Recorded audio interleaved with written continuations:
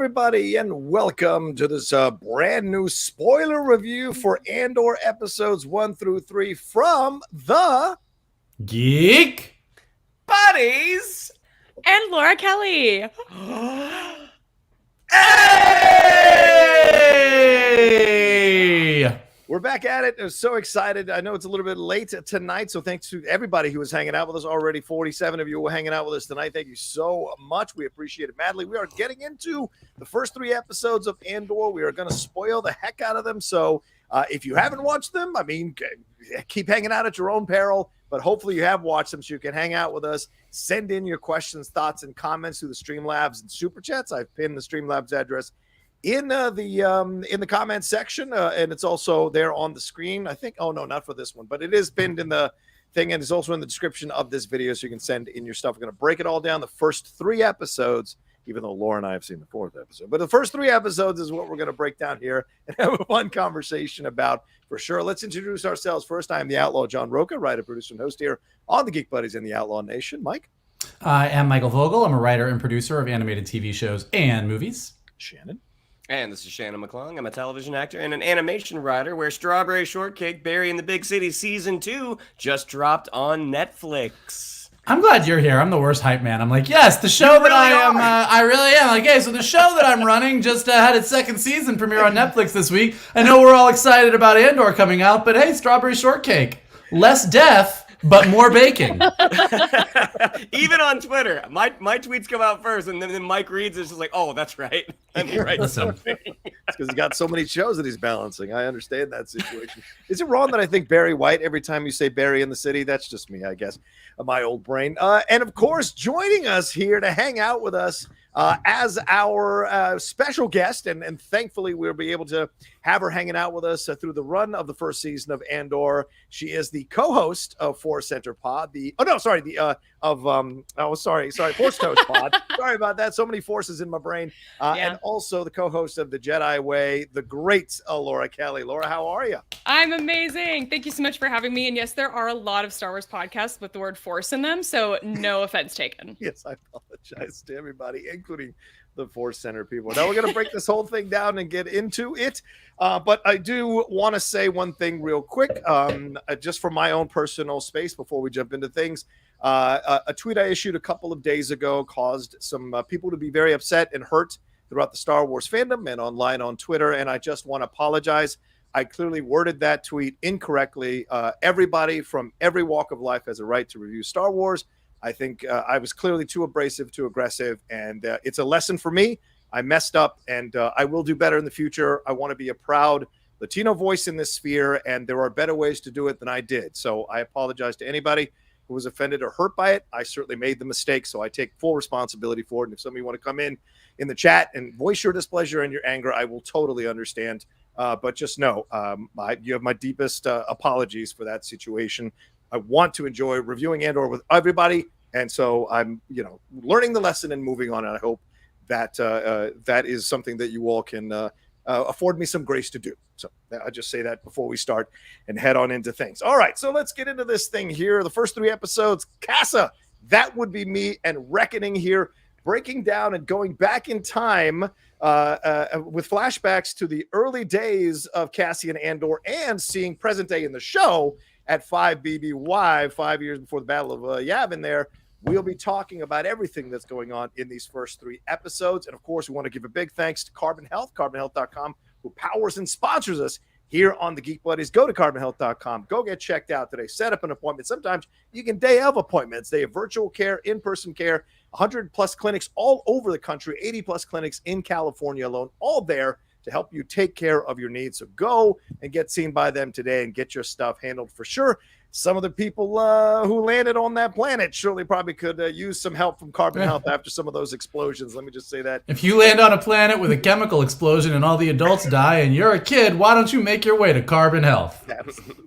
And download the app. I'm sure they have apps in the future, or in Star Wars, rather. I'm sure they have apps. So download that app so you can get taken care of at a Carbon Health in a galaxy near you, for sure. All right, let's get into this thing and talk about it overall. Michael Vogel, we always love to start with you, my man. Please tell us, what did you think overall of the first 3 episodes of Andor? Did not care for it. I'm just kidding. I loved it. Laura was in, man. No.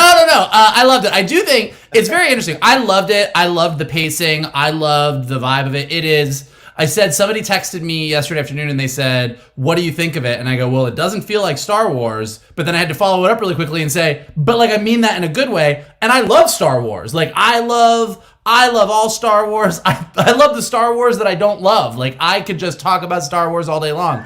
This is so different for Star Wars.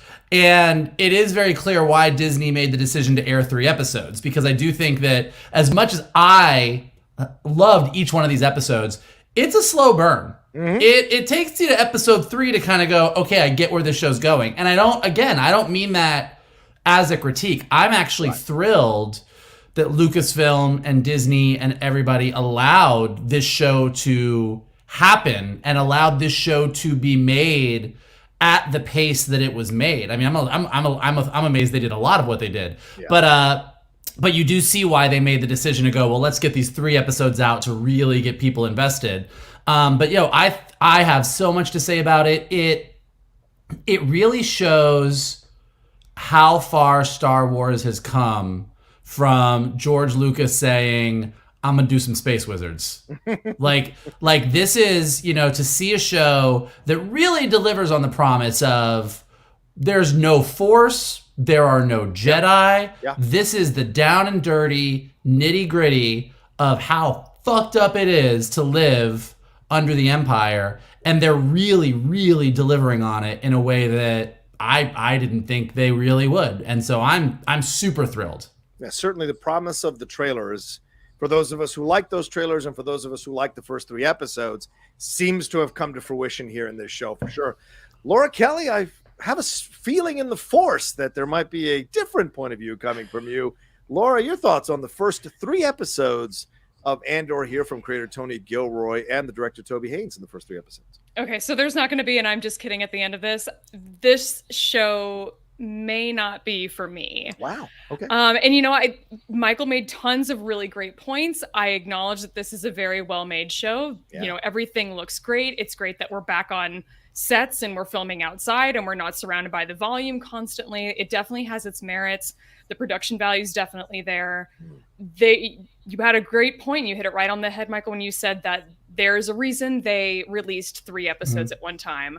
And I can't help but think that if they hadn't done that, there may have been a little bit of fans maybe turning on this show just because it is so slow, I think. I think you're right. I think that's 100% true. Yeah, this was definitely a good move on their part strategically. So I'm glad that they did that. I sat and watched all of them. I have seen episode 4 as well. We can talk about that later. But this show just was a little bit too slow for me. I even had a heads up from somebody who got even more advanced notice that it was a slow moving show. And I still was just not at all prepared. And it just, again, I acknowledge it's a good show. I have a feeling I'm going to be singing a different tune by the end of this season. I have a feeling I'm going to change my mind. But these first 3 episodes, all directed by Toby Haynes, did not land for me personally. And we can get into many of the reasons here in a little bit. But absolutely. Overall, those are my general thoughts. Okay. Ooh, Shannon I'm McClung. excited for this conversation. I know, right? I love this. This is going to be nice. Shannon McClung, please, thoughts on the first 3 episodes of Andor. I mean, you only got 1, maybe 2 action sequences in the first 3 episodes. So talk to me about how you felt about this show.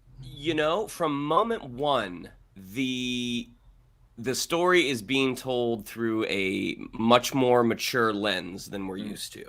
Just the way Toby Haynes moves the camera. And I was all in for it. Now, I am not ready to say that it's the greatest thing of the Disney era. I don't think you can say that after 3 episodes, because Rogue One is a very I've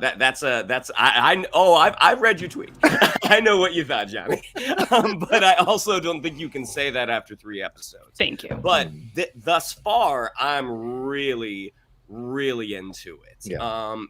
Despite the fact that I am a huge action fan, Action lands, action lands a lot harder when you care about the characters. Yeah. And the way you get to care about a character is you get to know them better. And sometimes that takes time. And that's why I think the action sequence worked so well. What we saw, like if you went to go see Rogue One in IMAX, the recent re-release, or if you saw on Disney Day, they released that 9-minute look at Andor. The fact that they did show a little bit of that action scene, which I thought was awesome. And it's like, this is totally a Star Wars action scene that we just haven't seen yet. This is a corner of the universe that we haven't explored yet. So it does feel like Star Wars to me, just told through a different lens. Thus far, I'm totally into it. Now, to the ends of the episodes, I don't have an issue with it because one went into the next, but I do think the endings for the first 3 are where it is faltering a little bit. The ending of 1 and the ending of 2, just because it ends kind of like someone's walking towards camera and that's it. And I think even with episode 1 ending in a flashback, to me, that is a huge mistake. But because we were going from one into the next, that didn't bother me at all. So I'll be curious to see how Tony Gilroy handles the transitions from one episode to the next as we're going forward, as they're being released one at a time. Yeah, Susanna White taking over for directing on the 4th episode. Mike, you want to jump in with something with a comment on Shannon's? No, I was gonna say I did feel not so much in episode 2, but in episode 1 when it ended, I was like, oh, like I was actually like taken aback by how abruptly it ended, and again said to myself, I was like, oh.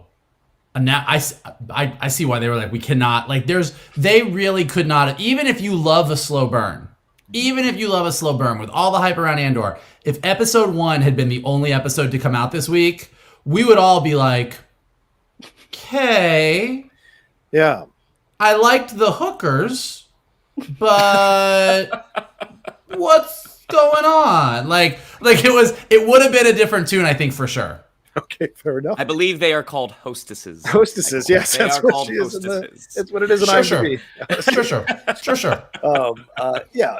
Well, here's what I'll say to you, all 3. I think Shannon is correct. You cannot say that after 3 episodes. So I said that after 4 episodes. So that's why. After 4 episodes is more minutes than Rogue One. So for me, I think it is, and I think it will continue to be. Now, I will say this right off the bat. I am a little biased because this is a Latino lead, and this is a migrant story, and certainly Diego Luna said that in the Vanity Fair article. That's what attracted him to him. He works for the UN. He works with the UN Agency for Refugees, so he's very in tune with the idea of refugees, and so that's what this represents, this idea of being colonized by a force. Then what we I imagine we'll find out is that all these kids' parents died in this mining disaster, and so they're being left to essentially try to survive in this world and what have you on Kenari. So I know we're going to see. So I liked the connections here. I like the feeling to the real world stuff. Certainly that first scene in the first episode with the 2 off-duty guards there and what happens there, that certainly has some connotations for me. So I love that. I didn't mind I like the abrupt endings. I'm a big fan of abrupt endings. Like, yep, thanks for watching. Now you deal with it. It's why I love the Sopranos finale. I was a big fan of that. I love when you mess with the audience. It's one of my favorite things about shows that are confident and strong and believe in what they're pitching. But I totally respect if it didn't work for you because it's a subjective thing. But for me, it really did. The acting, the cinematography, the music, the music cues especially were fantastic.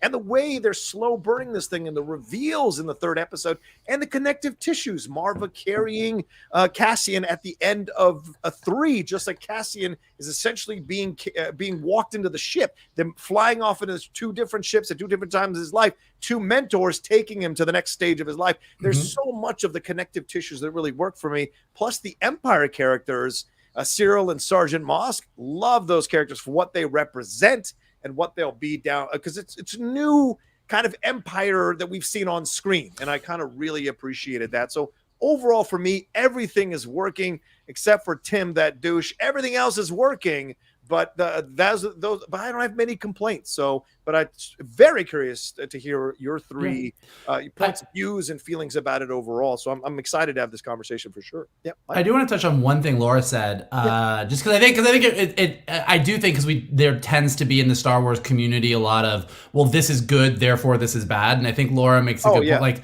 Like I am so thrilled that this was not on the volume. Yes, I'd like you. It is so visceral watching Andor and just watching this practical town that was actually built in the UK and these actual sets and seeing them moving around. It just hits different than the volume does.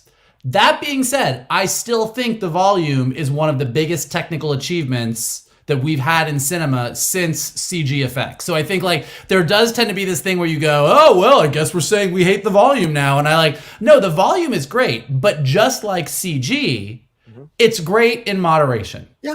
It's great to be able, We talked about Obi-Wan Kenobi using the volume, and I didn't mind it. I know that was a big complaint a lot of people had, so I wanted to bring it up, but I didn't feel as claustrophobic, I don't think, as everybody else did with Kenobi. And unfortunately, most people I feel like said that Kenobi wasn't their cup of tea. It was for me. This isn't my cup of tea. We're just on different ends of the spectrum. But I mean, again, I just think, and I'll just reiterate it because I think I see it on Twitter, and like Star Wars fandom on Twitter can drive you crazy. And so I think like I love the four of us talking about stuff, and I really love that the four of us don't always agree. Yeah. And I also just think it bears repeating, and it bears saying that we will probably say throughout the entire run of Andor how great it is that they didn't shoot it on the volume. And I still want them to use the volume as much as they want to use the volume because I think the volume is amazing. So I just thought it bared being said. Too much chocolate is sometimes not good for you. Too much ice cream sometimes not good for you. Anything too much can be not, no matter how much a great taste is starting out. You know, after 20 jelly beans, I'm done. You know, so these are the things that you're gonna have to moderate about yourself. Maybe the volume's the same way, and we don't know if the volume will come into a play. Maybe it's not. Tony Gilroy said like we are not using the volume at all. It's the type of technology. I think at this point you either have to go all in on or you don't use it all. I see. All right, fair enough. Well, I mean, we got my boy hammering on the steel. I don't think he could have gotten that in the volume, so I'm cool with that as a practical effect. Exactly. All right, let's take a quick break, and we're going to be taking breaks throughout the show here, kind of to help us on our podcast stream there on iHeartRadio. So we'll be right back right after this. That's good. I like that. That's good. I mean, look, it doesn't have enough of a discernible theme yet for me to hum. You can just make those noises. There's a lot of noises. It's going to be a lot of me shooting from the hip tonight. Yeah, fair enough. I love it. All right, so I'm going to run through the Cassian Andor story. People gave me shit for saying Cassian. I apologize. Cassian Andor storyline here throughout the first 3 episodes. Then we're going to talk about it. It opens on Morlana 1 in the Preox Morlana corporate zone. This is certain areas of the galaxy here are owned by corporations here in Star Wars. So it's not new to Star Wars. I think they had it in Rogue One or one of the pieces of Star Wars material before. It's before the Battle of Yavin 5, by the way, BB-8 5. It's the first time that's appeared on screen, which I didn't know. We see Cassian heading to a club. He asks for a sister from Kenari. The hostess handles it. 2 off-duty sentry guards playing at being cops confront him for no other reason in the bar and start a thing. And then they confront him outside the bar for no other reason than to step on someone they seem to see as weaker. Leads to them being killed by Cassian, one by accident. And I think Kravis is the one that is killed on purpose. We see Kravis whimpering some sort of manufactured story here so that Andor Cassian lets him go, but he ends up killing him. We see that his home planet is Ferrix in the Morlani system, which is a free trade sector. He goes and talks to his friend Brasso, who lies for him to cover what happened on Morlana. He asks Bix to bring her friend who buys things.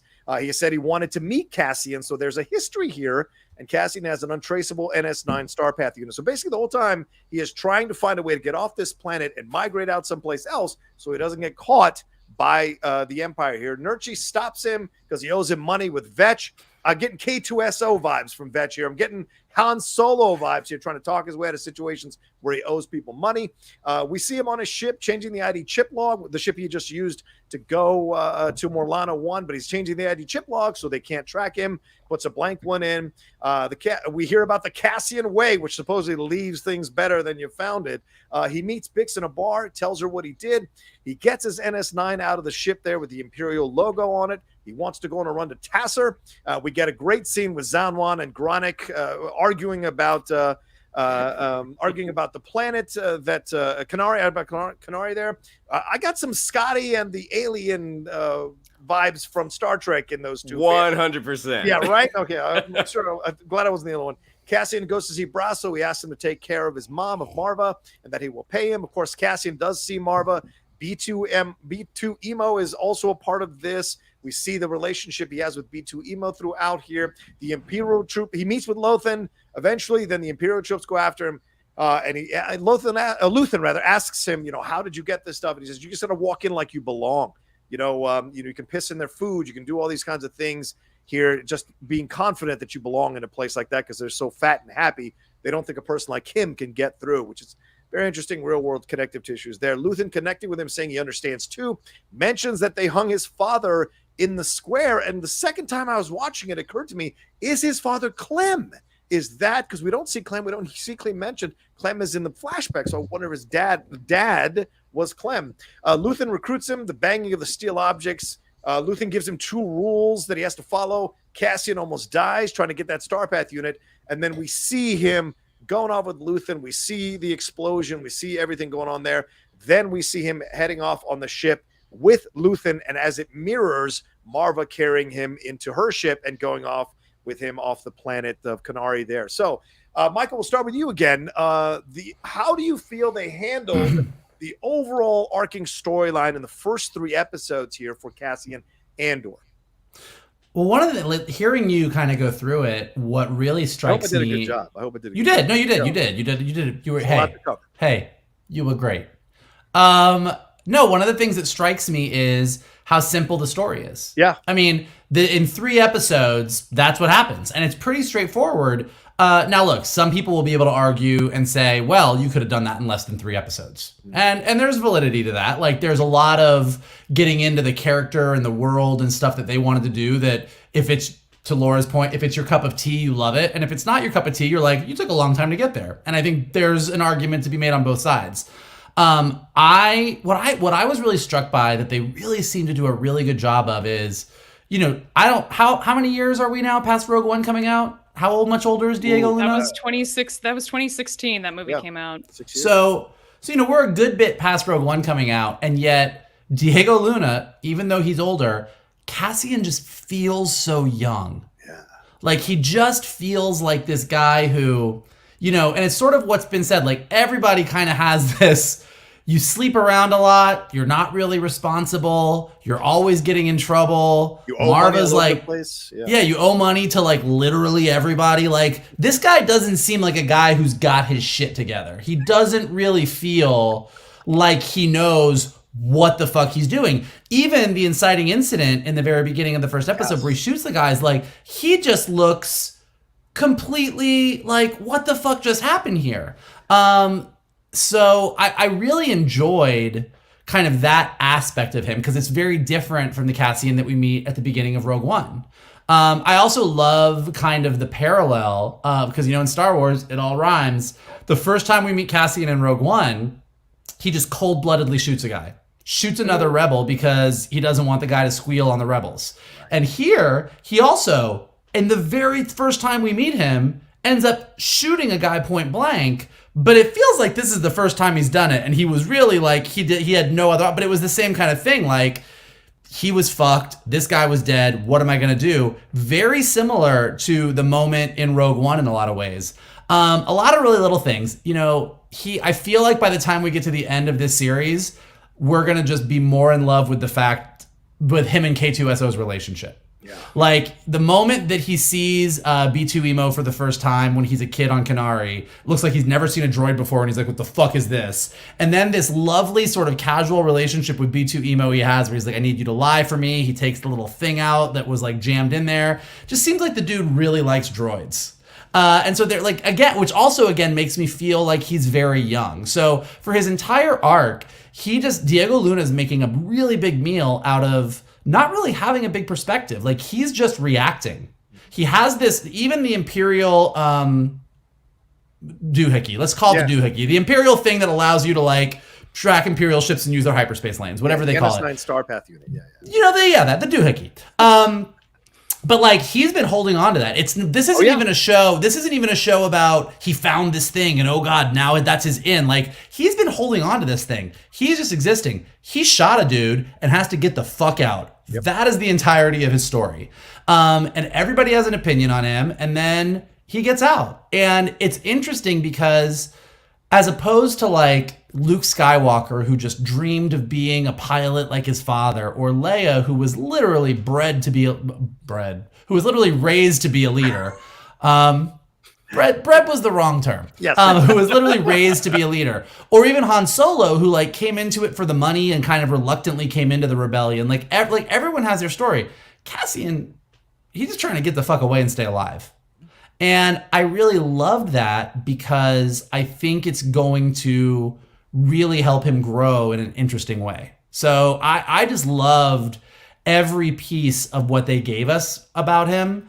And then the mystery of his childhood on Kenari, we can talk about that a little later, kind of as its own separate thing. But that's a whole other thing that I find fascinating. Okay. Laura, thoughts on the overall arc of Cassian Andor here in the first 3 episodes, seeing where he's at in his life right now at 5 BBY? What do you think of this?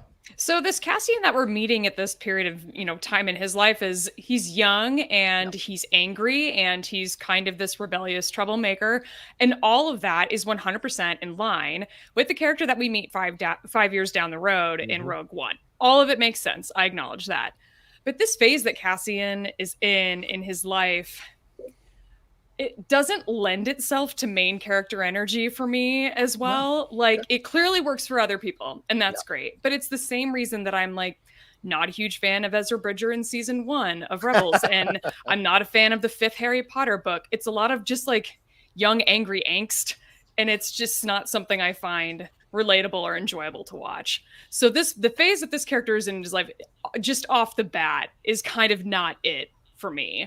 And I was really surprised to find that when I was sitting and watching these first 3 episodes, and I just could not really pinpoint what it was that wasn't working for me, besides the fact that the storyline was just moving a little bit too slowly. And I think that might be part of it, just kind of where this character is in life. Works for a lot of people, that's great, just doesn't work for me.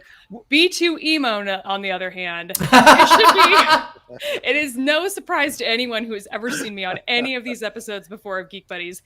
That is my favorite character, without question. It is my absolute favorite component of this show, and I need roughly 75 times more B2 than what we got. And I have a feeling I'm not going to get much more because we're going in a different direction now, I think, in this show. But fingers crossed we get some more of him. I have a feeling we're going to be flashing back more. Oh, we better. Yeah, I feel like we're gonna, because I mean it's the almost the younger BTMO as well. Like he's like, but it's brighter red. He's able to move around a lot more quicker. So, but you're right. It's a beautiful connection he has with B2 emo, and I mean the sadness when he can't go with him. Like that is so cool to add that as a connective tissue.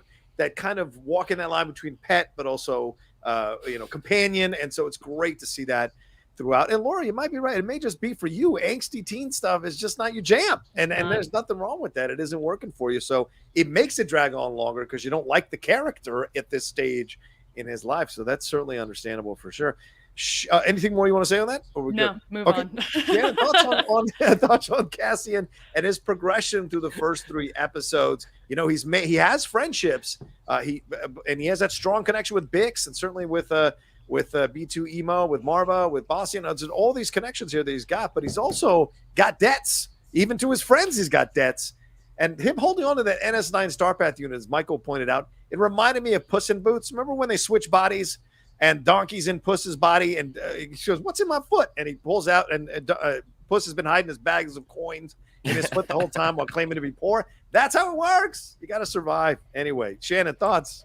Yeah, he has an insurance policy. Yeah, that's his golden parachute right there. If he ever needs to get out of Dodge. I mean, the eyes are the windows to the soul, and Diego Luna has great eyes. He has very expressive eyes. Like he doesn't have to do a whole lot for you to see that the wheels are turning. And at this point, I don't know if I call him angsty, but I mean he's someone who's looking for purpose.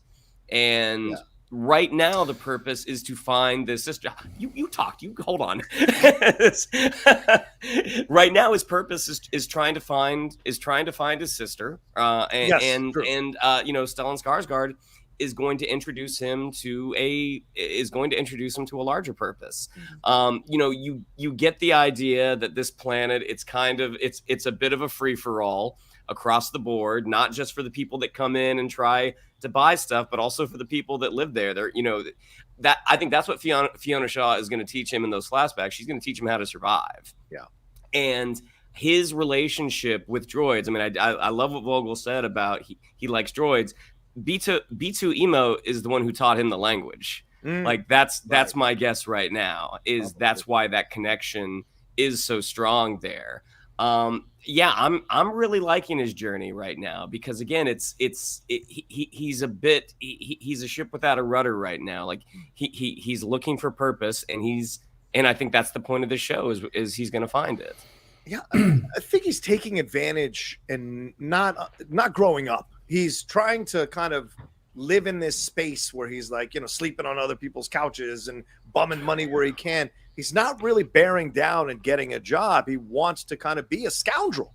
And there's a rebellious nature within him because of that. He doesn't want to work in the mines. He doesn't want to do these kinds of things. He wants to kind of fly by the seat of his pants. He wants to stupidly reveal that he's looking for a sister from Kenari, mentioning that he is from Kenari, that ends up biting him in the ass, which Maarva points out. So these are these things. He's irresponsible right now. He's aimless. And Luthen comes in, as Shannon was saying here, and possibly gives him, and of course gives him a new direction to explore maybe for him. And certainly a lot of us go through a rebellious phase when it seems like we should be doing better with our lives. It happens. It's life.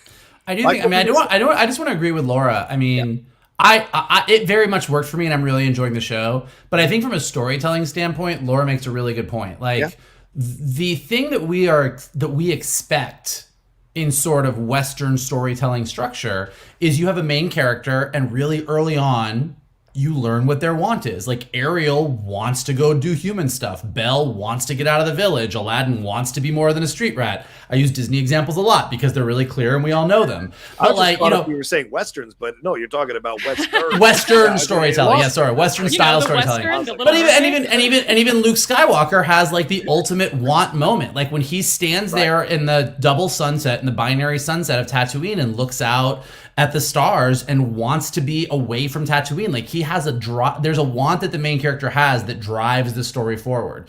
And Laura is not wrong that the structure of Andor thus far is a character that, aside from wanting to find out where his sister is, which is a want, but it's a very kind of low level want that's sort of meandering.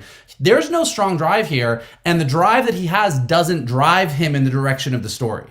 Like he just reacts to things, and then Stellan Skarsgård shows up and says, "Hey, come with me. I'm going to show you some shit." So like we know where he goes, and nothing about his character or his desire or what's happening to him is driving him there. So it still works for me, and I'm finding it very fascinating. So I don't say this to say it's a critique, but as Laura was like expressing why she was having a hard time dropping in, I was like, yeah, she's not wrong. Like she's not incorrect here. He's Goodwill Hunting.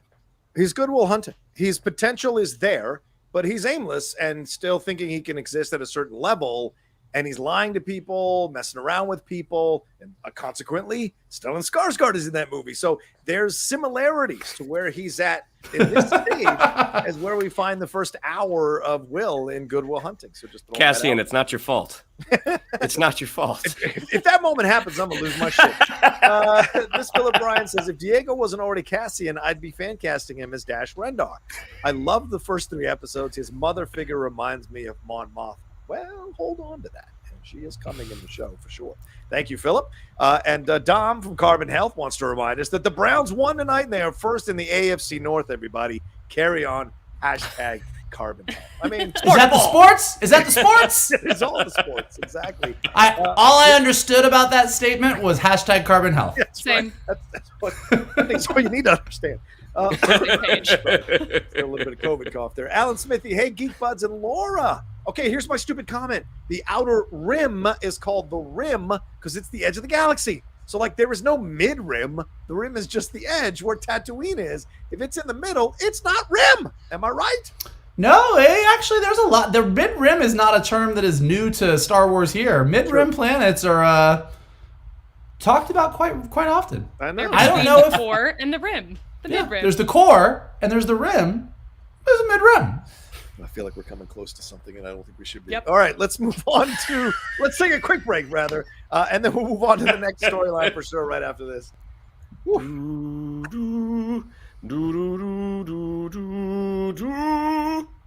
there. Okay, I'll give it to you. That's Not bad. Not bad. All right, let's move on to the great Syril Karn here, played by Kyle Soller. Here, let's take a look at his arc. He's in Morlana 1 at the corporate security headquarters. Chief Hein, who some of you may remember from Game of Thrones, there is receiving a report from Syril Karn about what happened with the two off-duty guards who were killed there by Cassian. Hein concocts a story, kind of like that guard tries to concoct a story to keep Cassian from killing him. Hein concocts a story is here to cover up the murders that makes them look helpful. He says sad but inspiring in a mundane sort of way. So don't make a big deal about it. And they even talk about how one of the guards here, Kravis, was at a higher station and has clearly fallen down, but he wasn't that cool of a guy to begin with. So we're minimizing the time the Empire thinks about the Primor inspection team. That's what he tells Syril, rather. And so, but we see Syril is so wound tight, he even messed with his uniform. He's super OCD, which Kyle Soller has said in numerous interviews that his approach to him was making him super OCD. He ignores the chief's advice. He goes and tries to find out where the ship came from. He browbeats, shames, or yells at people to help him get the answers. He mirrors Cassian in a way, I wrote here, because they're both rule breakers. They both get people to go along with them as well, even though they shouldn't. He is prone to emotional outbursts. Some of you may disagree with me when I say this, but he came off as a hardcore incel. That's my personal opinion. The Empire gets the file on him, and he is from Fest. That's Cassian, but he does have priors. So this makes Syril interested in all of this, and then we see him take a look and bring the hostess over that we had seen in the first scene there to see that it is actually Cassian. And then we see him hanging out with, we see Linus Mosk come up, and they're lining up the troops. They're getting everybody squared away. And we see Linus introduce himself, which is so fantastic. We'll get to Linus in a little bit. Syril, you can tell, is very happy to have someone on his team. He almost fist pumps when Linus is telling him how much he approves him. But Syril also lies to him and doesn't reveal that the chief is not on board with this. So clearly Syril has no problem putting other people's jobs on the line just to get what he wants. So what kind of a leader is this guy? Then they're on the transport, and he delivers a terrible speech to the troops. He's not inspiring. He's super awkward, clearly terrible at public speaking. Bit of an introvert, I imagine, and then he labors them with some Hallmark greeting shit, is what I wrote. They appear out of hyperspace and do the drop onto the planet, but he is clearly uncomfortable and overwhelmed by the planet. He shows up on Maarva's doorstep and immediately resorts to the emotional outbursts and the physical grabbing and all of this. Syril breaks into a room and he's running away from the setup there when they're all being positioned in certain places after the explosions have happened and things are turning on them there on the team on the planet. Syril breaks into a room, shoots a couple of creatures who are there, but then Cassian rolls up on him as he's waiting for Cassian, and Luthen threatens to kill Syril unless he tells him the information, and Syril gives it all up.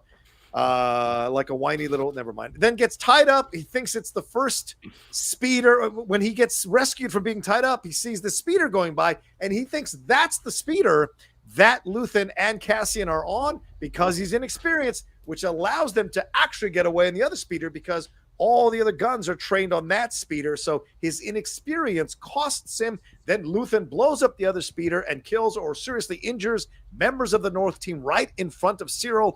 And Syril goes into a bit of a shock, which I thought was a brilliant decision by the screenwriters and great performance here from Kyle in that moment. He is deep into shock as he surveys things because he realizes how colossally he fucked this all up. And then Mosk grabs Syril to kind of shock him back into reality. And that's pretty much the end of Cyril's storyline, first 3 episodes. So, Laura, I go to you first. Talk to me about Syril Karn as an Empire character, but also how Kyle Soller did with this character and the overall arc we see him go through in the first 3 episodes. Well, you used the word incel to describe him. I saw that word used. No, not at all. I saw that word used a couple of times to describe him, which I very much agreed with because in my notes I have it's giving school shooter is what I'm getting from him. This character where everybody was just like, oh, everyone's gonna love to hate this new villain in the show. I'm kind of like, are we gonna love to hate? Like, it's not. I don't know about that. So that was an interesting heads up that I think that they had given us about what we were all going to think about this character. So another comparison I saw, which I thought was really unusual, was I saw someone compare him to Callus from Star Wars Rebels. And no, that's a no for me. Alex Stamen had a really funny comment about him, comparing him to Dwight Schrute with a gun, which I thought was 100% on point. So props to him for that. One of the things sort of plot point wise with him that sort of threw me off was there was a couple of moments where I was sort of getting the vibe that he like recognized Cassian Andor. Like it wasn't super clear. I'm like, did they have some sort of history? But then at the very end, when they actually do come face to face, Cassian doesn't really give any indication that he recognizes Syril from anywhere. Right. So I'm not sure. I think that may have just been going nowhere, a red herring or something. But in terms of the OCD stuff, I thought that it was really interesting that he had made the decision to alter his costume. If anybody follows Holly Frey on Twitter, her handle's Surliest Girl.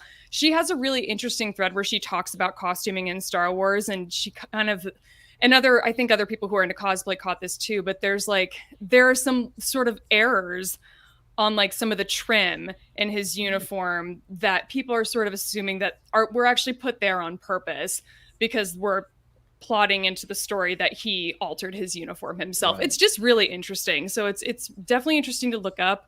And it gives you some insight into Star Wars costuming in a really fun way. I'm not personally into cosplay. I've heard that like having pockets and having zippers and things is like out of the question. So when I saw those rent-a-cop uniforms that they're using in this show, I thought it was something new and different, I think. In terms of Star Wars costuming, it'll be fun to see how people run and play with that idea when it comes to the next con. Do you think, Laura, to go back to you real quick, do you think the idea that if he's actually put those on, do you get that sense that like Cassian himself, he also comes from I don't know, a family of not too many means, or a situation where there's not that many means. So he's trying to appear a little bit more important than he actually is. And maybe that's why he's wound so tight, because he's so desperate to break out of lower means so that he can have some semblance of respect in the world, that's why he's wound so tight and emotional and prone to outbursts at people to get them to do things. Do you think that they're trying to mirror in the story these two, but going in different directions? I think that's a very realistic possibility that he, came from lower means and has worked his way up the ranks to get where he is today and is proud of that, but is also still ambitious and wants to still aim higher and seems to be willing to do whatever it takes to do that. Yeah, one with purpose, one kind of aimless. So interesting how that can line up as well. Shannon, talk to me about what you think about Syril Karn so far after these first 3 episodes, as a character, as his place in the Empire, what he represents, and also the performance here from Kyle Soller as an actor. You call him Syril Karn, I call him Evil Henry Thomas. The moment that he popped up on screen, I'm like, oh, this is it. Like if Elliot went bad. I love the idea that he did not come from means. Like this is someone who is clinging to an identity that he thinks he's found with this corporation. I love the scene between him and Chief Hine. Like that writing, that is Tony Gilroy. Like, that's the writer of Michael Clayton right there. I mean, it was just so, to me, it was almost like Sorkin-like. Like the dialogue, it just had this rat-a-tat-ness that I thought was so good. And you could see, like, I think Kyle, what's his last name? Kyle Soller. His performance, like you could see the disappointment on his face when Hine chose not to pursue this crime any further. That he's just like, yeah, you know what? They weren't murdered. They got killed in a fight. That's it. Yeah. I love the way that he speaks to the people, basically the white collar people, the people that he's over, that he's probably not he's not the best public speaker, but he definitely has no problem throwing his weight around where he knows how to throw his weight around. Right. The moment that he gets down on the planet with Mosk, I mean, that dude is lost. Yep. And it's you think about those stories and like like the Red Badge of Courage. Like you have these officers who come out who have not fought, and the moment that they get into the shit, they are absolutely useless. And when Cassian has that blaster against the back of his head, and Luthen is saying, "Kill him," I'll kill him. Like he gives up. Everything. Gives up the details right away. 12, 14. It's 12 soldiers, 2 officers. Like he rolls over in a moment. So that's where you can see like his identity is with this corporation, but he doesn't have any true loyalty because he's willing to give them up like that. Yeah. So I think the performance is really, really good. And that moment, like I don't blame his inexperience, because I think Mosk is just as easy to blame with that shuttle, because that was a good plan. Like Cassian had a good plan that they sent this speeder out. You couldn't see inside. Like of course they thought they took it out. Why not? But that moment that it's like that Saving Private Ryan moment that he is shell shocked, and I think that it's the possibility that he's never seen carnage like this up close. This is what he's read in reports, and then to know that he is responsible for it. Yeah, fantastic. And the way, I mean, the people who are in the who work for him or work there, I don't know if they work under him, but they told him Kenari has a different way of doing things than Ferrex. Ferrex. What is that? Sorry, Ferrex. Yes, you're right. What does that matter? He screams at them. What does that matter? And clearly he sees now why it matters. For sure. You know, Laura was talking who he was compared to. This is my comparison. He's absolutely Gorman. I don't know how he's not Gorman, for God's sakes. Oh my God, I said the same thing. I didn't know you said that. Yeah, I tweeted that out. He's absolutely right, Mike. Am I right? I mean, like he's out of his depth. His troops don't respect him. I literally said to my brother, we were watching it, and I'm like, I am super getting Gorman vibes here. 100% Gorman vibes. What do you think about how it was taken, or how the arc went with it? Well, I think a couple things. I think first of all, overall, like the whole idea of like Morlana 1 and the Preox Morlana kind of company. Speaking of aliens, very Wayland Yutani, kind of like that's the vibe I'm getting. But like, I love this idea that like just the bureaucracy of the Empire. That like this is how the Empire runs. Like the Empire is running the entire galaxy. Like Palpatine pulled one over on everybody, took everything over. The Empire's running stuff, but the Empire can't literally run everything. So the Empire like has these corporations that run sections of space, and then those parts of space, that's the company town. Like that's we own the brothels, and we own the restaurants, and we own the this, and we own the that, and we own you. And then you have like the people at the bottom, like Cassian and everybody there. And so like just seeing this bureaucracy in action is really interesting, because I think it gives you 2 very different types of people. Yeah. One, you get people like Hein, who's like, listen, I got a job to do, and my job is to make sure the Empire pays as little attention to us as possible, because holy shit, those guys are fucking scary, and I just want to be left alone. So this was an accident, and let's just leave it alone. And then people like Syril and Linus answer a question that I've always had with Star Wars. I'm like, who the fuck would actually willingly work for the Empire? And you look at Syril, and you look at this sort of true believer, I fixed my outfit myself to make sure it fit a little bit tighter and crisper. These people were murdered, and I need to get to the bottom of this. And like the whole, like this is a guy that is just primed to be an Imperial officer. Yeah. Like this is, and so I think it's really interesting, because as much as Andor, like when we, like as Cassian, like when we get to the beginning of Rogue One, dude's a true believer. Like he's fighting for the rebellion. He's done all manner of shit in the 5 years since we meet him right now. For the rebellion. And I feel like Syril is just going to maybe be that mirror image, that flip side of the coin from Cassian. Like this is a guy who fucked up real bad, to Shannon's point. Like, I mean, Hein was like, hey, when I get back from this meeting, I would like this accident report on my desk about how these guys did something heroic, but not too heroic. Let's keep it just really chill. And instead he's going to come back and be like, yeah, so the ship blew up, most of the guys are dead, the guy got away, and we killed a bunch of people that were innocent bystanders, and it all kind of went shitty. And clearly the Empire is going to be like, what the fuck is happening, and show up. So like everything that Hein didn't want to happen is going to happen. And what's going to be interesting is to see what happens with Syril. Like, does Syril just sort of get just thrown under the bus, or do they look at Syril and go, you're Imperial officer material, my bro, and see what his journey is. So I think it's going to be really, really interesting to see. But I just love, I mean, look, in Star Wars, in the original trilogy, and just, you know, even in the new trilogy, like, Imperial officers are just there to be horrible, sneering bad guys who we hate. Yeah. And so both with Syril and with Linus, seeing these characters where we're really getting into this mindset a little bit, like really delving a little bit deeper, and you scratch below the surface and it's a little creepy and weird and scary, but it's also fascinating. Well, so I'm really curious to see where it goes. Yeah, think about this, Mike. I mean, the real world implication, this idea of like, okay, I need something to believe in. Here's this strong, overwhelming force. I'm a young, easily influenced person. And I will now become a soldier for this. Do you know what I'm saying? And so you see the real world connections of the path that Syril is walking. No matter how you feel about whatever side of the spectrum you're on politically, you can see that there is connective tissues here of a young,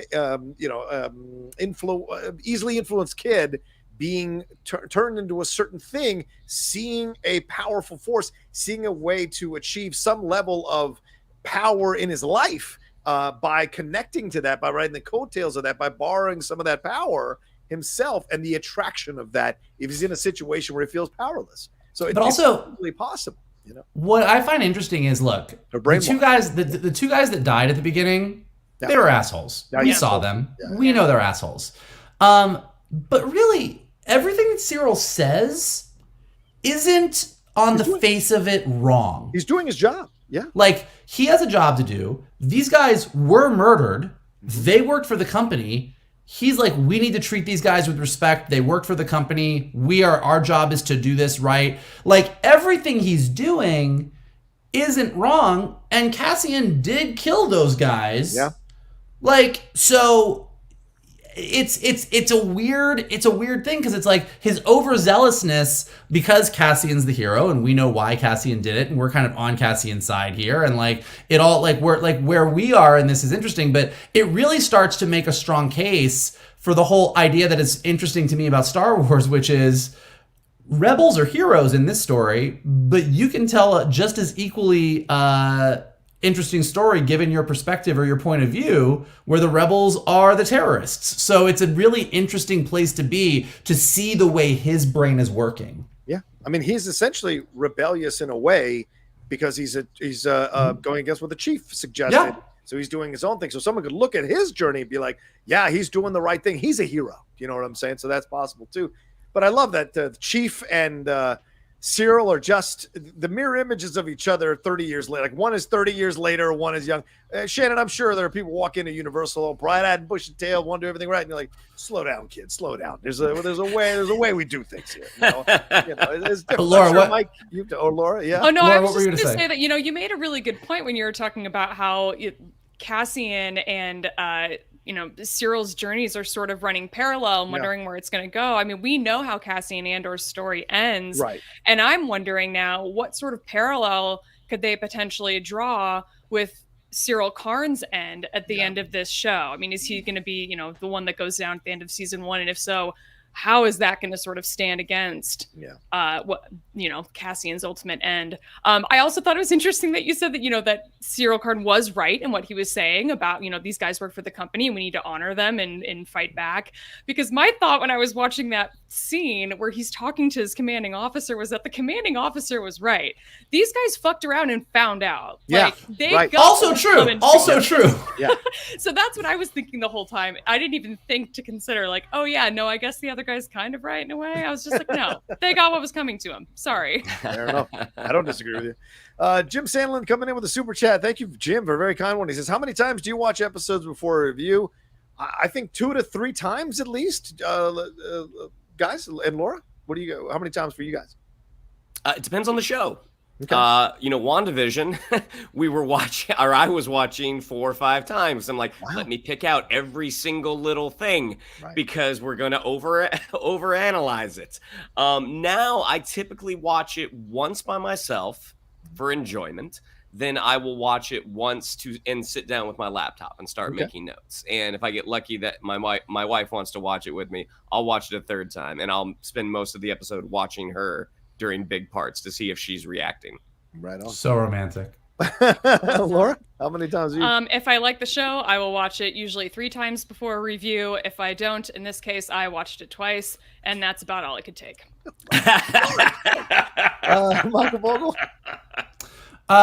Usually twice. Like I watch it usually I watch it myself, and then my brother comes home, and then I'll watch it again with him, and then we'll talk about it. And then if I have the time or I'm just chilling and I don't have a lot to do, I might pop it on again and just kind of like let it run and just like write down some thoughts. But that's a rarity. So usually twice. Yeah, at least 2 or 3 times as I said on my end, which makes me a bad YouTuber because I should be pumping out 20 videos based on this, but I do what I can and hang out. Philip Bryan says the Terminal was 19 years ago. Let that sink in. Wow. Looking at Diego Luna's IMDb. That's kind of crazy. Criminally underappreciated Steven Spielberg film, by the way. All right, let's hit a couple of these Streamlabs real quick. Gentleman_scientist says, hi, Laura and Geek Buddies. Sorry I'm late. Did you already talk about Kenari? Not yet. We're just about to get into that. I love seeing them, but I'm confused why we don't get subtitles for them. I feel like we're missing a lot in their scenes. Thanks. Let's address that in a little bit, so we'll put a pin on that, gentleman. And Wayne Edwards says, hello, I am watching Andor as you all are talking about it. I am loving it. However, it doesn't quite feel like Star Wars. The look is so different, but I dig it. We are seeing other parts of the Star Wars universe. I want to see where it goes next. Well, certainly, you're going to, as long as you stay alive over the next 8 weeks, you'll see where it goes next week. Ooh, call Carbon Health. Yeah, call Carbon Health if you got any issues to try to stay alive. All right, let's take a quick break, and we'll jump into Kenari and get our thoughts on that as well right after this. Do do do do do do do do do do do. It's from the opening of Rogue One. Order. Oh, okay, nice, good job. Oh, I thought that was the First Order. Nope, opening of Rogue One. I'm running out of themes. 0 notes. All right. Let's head into Kenari. It's a mid-rim planet abandoned after a mining disaster. We get flashbacks to Kenari. We see essentially the Thunderdome kids from Mad Max Beyond Thunderdome hanging out with each other on this forest planet. They see a ship crashing. We see Cassian's sister, who calls him Casa, which of course is part of the flashback. And he wants to join the kids there as they're going off to investigate what went on with the ship. We see that they have a female leader who lets him join, even though one of the male kids doesn't want to let him join. He leaves his sister behind. And what we discover by the end of this whole 3 episodes is that's the last time he's going to see a sister, at least as far as we know from the first 3 episodes. They are clearly the indigenous people of the planet there. We see old technology as they're walking. We see the massive quarry as Cassian is looking at it, possibly for the first time, because he seems to be standing there in awe of it, and he sees the equipment, and certainly it's been a while since anyone was in there. It looks pretty abandoned. The Kenari kids survey the crashed ship, and their leader slowly approaches it. She comes upon the ship. She sees these dead crewmen with like yellowish skin, possibly reacting to something in there, some kind of chemical or whatever, except one is alive, gets up and immediately kills her, which is a really shocking moment in the 3 episodes. And the kids scream and squeal out of pain, and then they dart him to death in essence. They go down there, survey the leader, see that she's dead. They carry away, but Cassian stays behind. And we see Cassian later climbing into the ship, walks through its halls, sees the dead crew people. He sees his reflection when he gets to this kind of control room, and he starts to smash stuff all over the control room. Just then we see in flashback Maarva show up with a young B2 or a newer B2, Emo and Clem, walking in on Cassian, destroying shit. The Republic is approaching in the flashback, and so she eventually douses him with some dozer stuff or whatever it was and carries him off with her into the ship, and they take off. Even though Clem is saying, you need to think about this. What are you doing? You haven't asked for his permission. Maarva is doing this because she thinks the Republic is going to kill Cassian, and that she thinks she's saving him here in this situation. So begins the next phase. And of course, the symbolism of the sun coming up, or them going into the sun, dawn of a new life, that kind of thing. So very cool how we got Kenari presented here, in my opinion. Shannon, how did you feel how these flashback sequences worked in the overall structure of the first 3 episodes of the show and what we got in Kenari? I mean, it's like they're the Lost Boys. And the Lost Girls. I mean, you could see there's no grown-ups around. They're taking care of themselves. They don't come from. It's not like a pre-civilized society, because you can see the clothes they're wearing. They didn't make those. Yeah. The things that they've used to construct their shelters. Really, really interesting. And like, I was, messing with my subtitles at first. I'm like, are we supposed to be seeing what these kids are saying? And it's like, oh, okay, no, this is deliberate right now. But also the all of the younger actors that they used, really doing a dynamite job. Again, speaking a fictitious language. They're all really, really compelling. And the moment that they see that ship come, like, as you find out that this is a planet, that there was some sort of mining disaster, we kind of putting 2 and 2 together. Like, okay, all the adults apparently were killed here. Yes. And it's just these kids looking after themselves. And when they see that ship come down, and we don't know how long the parents have been gone either. Right. So watching how it gets, kind of little Lord of the Flies, they're putting on, their hunting party markings, just really, really interesting. And when the one crew member shoots that child in the back, very, very, just very, very shocking. Yeah. But watching Cassian go into the ship, because again, we don't know how long, he sees his reflection. It seems like he sees his reflection for the first time. Yeah, in a very long time, probably. Yeah. So I mean, again, just watching the younger performers, like, I don't know where this is going. It seems like that's the last that Cassian will see of Kenari. And why it's a big deal. Why did Maarva say he's not from Kenari, he's from Fest? Yeah. Like, why is that a big deal for him to be from this planet, that there was this mining disaster? I mean, it's the opening salvo of a mystery. And yeah, I'm here for it. Fair enough. Mike, thoughts on Kenari and how this was all laid out, story construction wise, and what we got to see within the scenes in Kenari? Again, I really appreciated the simplicity of it, the straightforwardness of it. Like, kind of, again, you laid it out and you're like, yeah, it was over 3 episodes, but that's what happened. I liked the lack of subtitles. I liked the way that it sort of otherized the kids. When you have subtitles, you're kind of in on what's happening. You get it. We were just picking up context from where we could, and we didn't know exactly what was going on. We didn't get a lot of answers about things. So we felt automatically like outsiders. So when you're trying to tell this migrant story, and you're trying to tell this story about these people that were very much outside of what we understand as part of the galaxy far, far away, I think the lack of subtitles really helped them feel very different and separate from us. I'm very interested in the timeline and the ships and who is doing what, because this is all pre-Empire. Yeah. Like this is Clone Wars time, I think. This is during the Clone Wars era, and the ship that crashes with all the people that were exposed to the yellow smoke that we see exploding out of the back of the ship, they're wearing the insignia of the Separatists. Oh, right, yes. So they're the Separatists. And I'm really curious about who was mining this planet. We're all very used to the Empire strip mining planets. That's what the Imperial officers do. That's what the Empire does. But is this a planet that the Republic was mining for stuff? Is this a Separatist planet? Like, who did the mining? Like, who caused this chemical accident? Was it Dooku and the Separatists? Was it Palpatine and the Republic?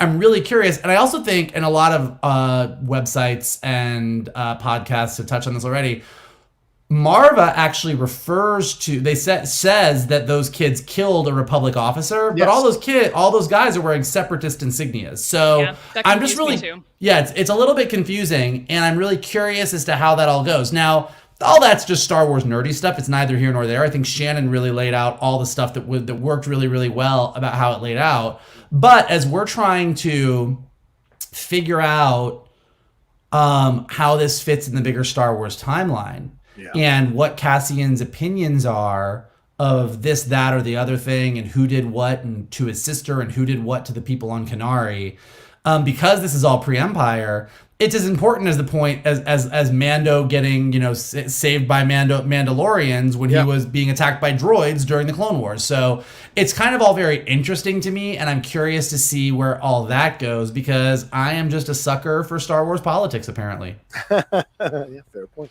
Laura, thoughts on Kenari and what we got to see with these flashbacks? Were you bored, or did you like seeing a little bit more of this and it was connected up during the time of the Clone Wars? Any thoughts on this? I like the flashbacks, actually, and I think Shannon made a great point when he talked about how great the child acting is in these flashback scenes. It's great, and this Kenari language is really interesting to listen to, because it's got sort of all those elements of like Latin-based languages. You kind of hear a little bit of like Spanish and Italian, but I was also getting like High Valyrian from Game of Thrones, which was kind of cool. Okay. Like, go back and watch it again. It's worth it for that. But there's one thing that sort of annoyed me. I actually didn't notice the subtitle thing at the very beginning, and I'm very loyal to subtitles, and I did not notice that we weren't getting translations of what they were saying until the second time I watched the episode. And I like Michael's explanation that this is, how they're telling us, part of how they're telling us a migrant story. I think that works really well. One thing I wasn't really, obviously the planet's Kenari. We know that from the context of what we were getting from the story. But for the sake of consistency, I wish they would have shown on screen where and when we are, like they did at the very beginning of the episode, and like they did when they showed us Ferrix. It just, especially when we get to episode 3 of the show and Maarva makes the comment about a Republic officer, that made things very confusing for me in terms of the timeline. I tend to get wrapped up in timeline things too much. A lot of the books Star Wars novels don't give us a real clear idea of where we are in the timeline, and that's always annoyed me. I will move on and get away from it, but it's just a thing I wish that they would do consistently throughout the show, because I actually really like that they put that information on the screen of where and when we are. Because the show wasn't holding my attention the first time I watched it. I was very confused at the beginning of why there were no adults in this village.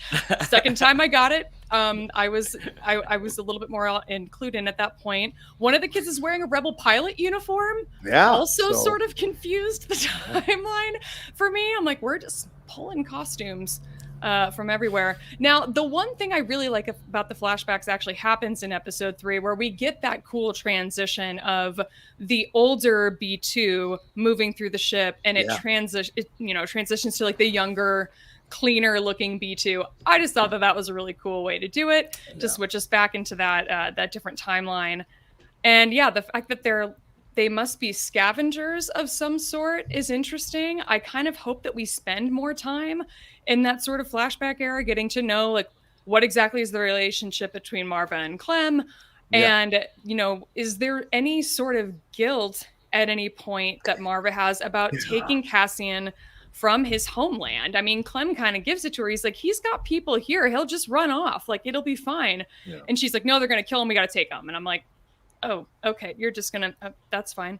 So I'll be curious to see kind of how that sort of plays out, and if it sort of affects the relationship between Cassian and Maarva as we go along in this series. Yeah, but just like B2 Emo, Maarva is older, a little more broken down. She's dealing with stuff, won't turn on the heat in the house, those kinds of things. You see that she's older. Her moves, her comments about him, the way she's, it's very much a mother figure. But Laura, you bring up an excellent point I hadn't thought about. Is there going to be a confrontation at some point where, Cassian says to him, you took me from my people. You took me because maybe you wanted a child, and this was your way to have a child, and you made me become that instead of letting me have some agency in this situation. So that's an excellent point, Laura. I hadn't even thought about it. And that could lead to some really interesting, dramatic back and forth between them. Yeah, Mike? Well, I was going to say, also, I mean, I know in Rogue One, I think he says, that he's been fighting since he was 6. Yep. Which is definitely younger than he is. Yeah. In this series. Right. Also, Slan182 in the comment chain is saying in the Rogue One novel, they mentioned that Cassian's parents were separatists. So I don't know if that means his actual parents on Kenari and like that tribe all were part of the separatist thing, or if Maarva and Clem are separatists. And that he's raised in this world to just distrust the Republic because, like this, as we've seen if you watch Clone Wars, like, Dooku's a bad guy, and the people at the top of the Separatists were all like kind of horrible people, but there were a lot of people on the side of the Separatists that were like, we just don't want to be a part of this big crazy government. We don't trust it. And since we all live in a world today where a lot of us don't fully trust our government. Maarva definitely strikes me as that type of person. So I do kind of think when we, as we sort of learn a little bit more about Cassian's upbringing, we kind of get from Skarsgård, like it seems like Rocha was saying, like Clem seems like he was hung at some point. Yeah. So, was he hung by the Republic? Was he hung by the Empire? Like, it's going to be interesting to see. So that's where I think all this, if you're like sitting here, you're like, why are they talking about the Clone Wars, Republic, separatist thing? Like, what? It does, blah, blah, blah, blah, blah, blah. But I do think that, to me, the idea that the Republic, who had the Jedi on their side, then became the Empire, and the Separatists, who were the bad guys for most of the Clone Wars, kind of weren't that wrong. I think it's cool to see these people at the bottom rung, like Maarva, like everyone we're on Fennec, where everyone on Fennec is, we're like, these people don't care about fucking Dooku and Palpatine and Yoda and the Jedi. They're just surviving. So I think it's really interesting to see this transition from the Republic and the Separatists and the Clone Wars into the Empire through the perspective of these people at the very bottom who we don't usually tell stories about in Star Wars. Yeah, which is nice to see, right? I mean, it's like the is it the Martez sisters? What they go when they have the conversation in season 7 of Clone Wars, where she's like, "Y'all are up there fighting like we don't give a shit about that. We're trying to live. We're trying to live. Y'all can do your highfalutin philosophies or whatever. We're trying to live. And real quick, just to let you guys know, Ferrix and Kenari are 2 planets made up. So is Morlana 1 made up for the show. So there's not really a lot of history. Are you telling me that planets in Star Wars are made up? Yeah. No. No. Also, I love this. What Den of Geek said. This basically confirms that Separatist Casa and Rebel Cassian have been fighting oppressive galactic governments almost his entire life. So yeah, I guess so. I guess that kind of works in a way. Real quick, Anna C. Vasquez, thank you very much for the donation here. And Max Cohen saying, this proves to me Star Wars doesn't get flashbacks. In episode 1, all they establish is the concept of sister, and over all shows are always to establish trauma. We get it. Everyone in Star Wars is emo and sad. I think everyone in life is, or most people in life are emo and sad. Max, I had to break it. Are you a happy-go-lucky guy, Max? First of all, I am not emo or sad.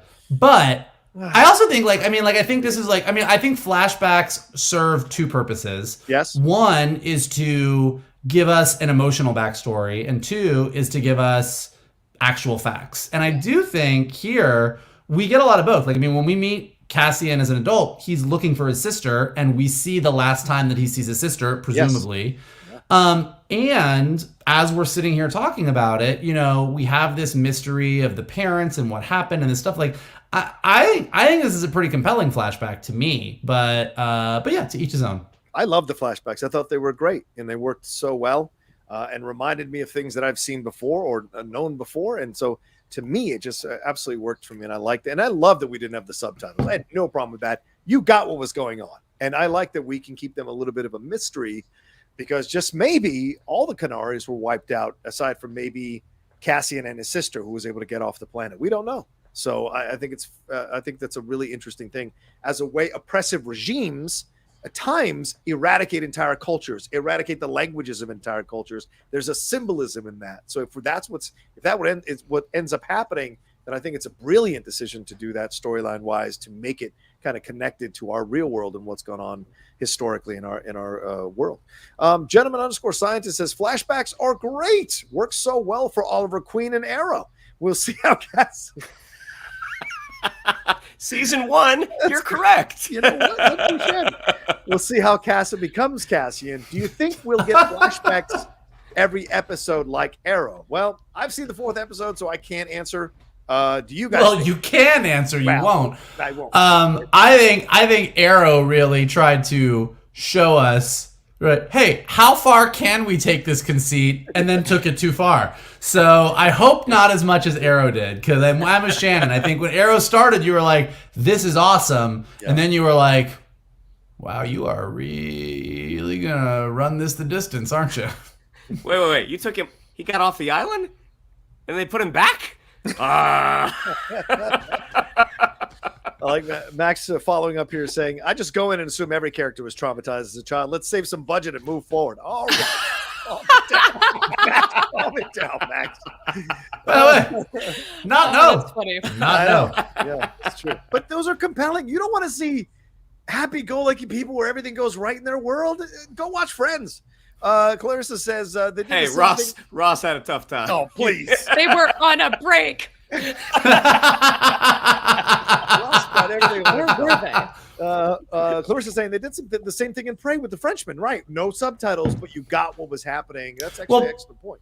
Yeah. But also, I mean, and Prey did the same thing really well. I mean, you're exactly right. Like, it was really, had they been Englishmen, it wouldn't have been as, it put us in her perspective in Prey. Yeah. Having these guys yelling at her in French, and I'm like, I don't know what the fuck they're saying. And she, But it's like, scary. we were in her position. Yeah. So it put us right in the, and I think, like, yeah, this did the same thing with the kids on Kenari. It's like, well, I don't really know, but I kind of get it. And, like, I really enjoyed it.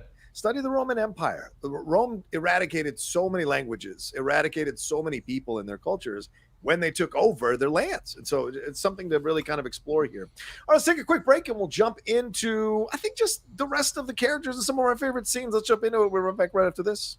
Do, do, do, do, do, do, do, do, do, do, do, do, do. It's a banger theme. I love it. I love It's it. a banger theme. All right, I'm going to throw out characters. We're going to talk about that. You guys give me your thoughts on all of them, and we'll go, we'll just kind of lump it in one because we're running out of time. We got, like I said, 2 hours, and we got about a little bit over 40 minutes left, so I want to make sure we get to everybody.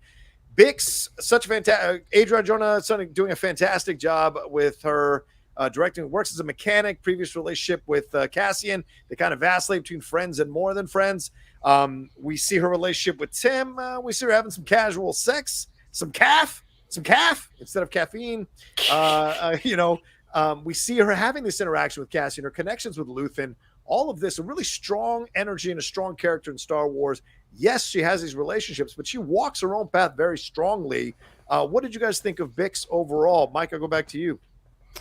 Really just liked her. Yeah. I mean, just such a strong, interesting character. And kind of to Laura's point about kind of Cassian not having that main character drive, Bix kind of did. Yeah. Bix was already in it. Bix is she's pre-rebellion, man. I mean, she's already like, she's making the deals. She's going to him, like her going to the place was like, I got to go in back, and then going in the big tube and like reaching out and being like, I got a guy. Like, these are the stories that I find, again, Star Wars original trilogy, and I love it. It's what I grew up on. But the rebellion was the rebellion. They were already super cool. They had a big base on Yavin. They were badasses. Rogue One sort of kind of introduced us to this world of, well, it wasn't quite as organized as you thought. And then Star Wars Rebels backs up and says, oh, everybody was going around, didn't really know what they were doing. And now we've taken a step even back further and said, look, these were just individual people. Like I forget who said it. I read it in an article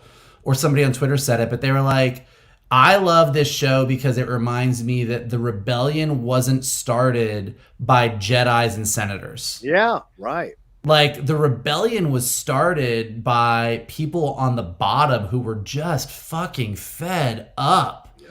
And then those sort of skirmishes, those sort of, what does Linus call it? Festering. That festering kind of reached the point where some of the bigger people, and I love those stories too. I love in Bad Batch that we're seeing Rex and the Martez sisters kind of starting their part of the rebellion. I love Star Wars Rebels. I love that we're going to get to see Mon Mothma at the other end of this doing what Mon Mothma's doing. So I love all the pieces of it, but Bix really to me represents someone who's just doing what she needs to do. And we'll probably touch on it a little bit more later, but like the entire end sequence of episode 3 of Andor, just watching everything go to hell so quickly, watching the police brutality, watching the explosions, watching things escalate so quickly from we want to bring someone in for questioning for this murder to we are shooting random people and harassing and attacking people in the street. Violating and their you're civil like, rights.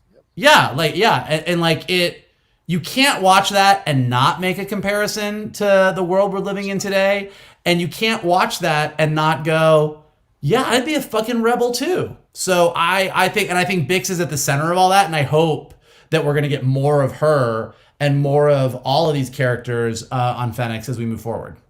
And that's there, and that's the thing. And I think that's on purpose. I always marvel at people who don't see the real world connections in these shows. I mean, these writers are living in the real world. They legitimately are writing about these things and putting them in. And the reason they connect to us, even on a subconscious level, is because we sense there's something about this that we've seen before. So, Laura, thoughts on Bix? What do you feel about Bix and the way she handled things throughout the first 3 episodes here, and her what ends up happening to her and Timm and all of that? What do you feel about her, the way she's presented here in the first 3 episodes? Like a lot of the characters in the show, I am just kind of indifferent. Like, oh no, I don't dislike her, but there's nothing really all that striking about her for me. And I just thought it was really interesting how people sort of seem to like really hone in on the fact that like this is like our first depiction of sex in Star Wars. Like, I forget that not everybody reads the novels. Like, the novels are horny as fuck. So like, it's not really, it doesn't strike me as anything unusual to have seen that in Star Wars. And it's funny to me that everybody was just like, oh my God.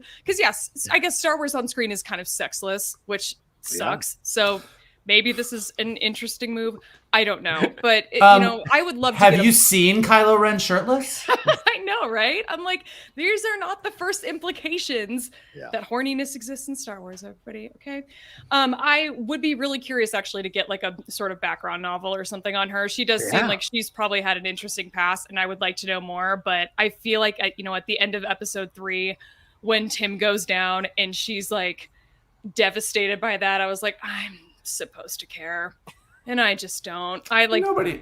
Timm's a douche. Timm's a douche. We don't care. We don't care that Galactic Timm McGraw went down. Galactic Timm McGraw. Like, if you but get I'm drunk, supposed to care about her caring about it, and I don't care about that either. That's so, fair.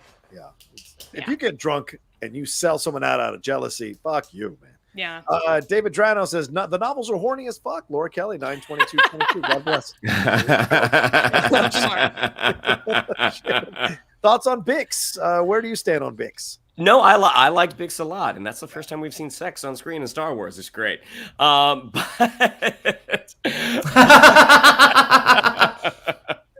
But what I really appreciated about her performance across the board is there's just a subtlety to this world that Toby Haynes and Tony Gilroy are constructing, that even though there are, like, I love The Mandalorian. You don't always see that in The Mandalorian with folks like Amy Sedaris. So I like Amy Sedaris. So I like Amy Sedaris. I'm thrilled for both of you. I hope you get stranded on Tatooine, and the only place you can go is to Peli Motto's place, and you're gonna have to deal with her and her perm and her droids and her eyebrows. I will pass on hanging out with Galactic Richard Simmons. Wow. Shots fired.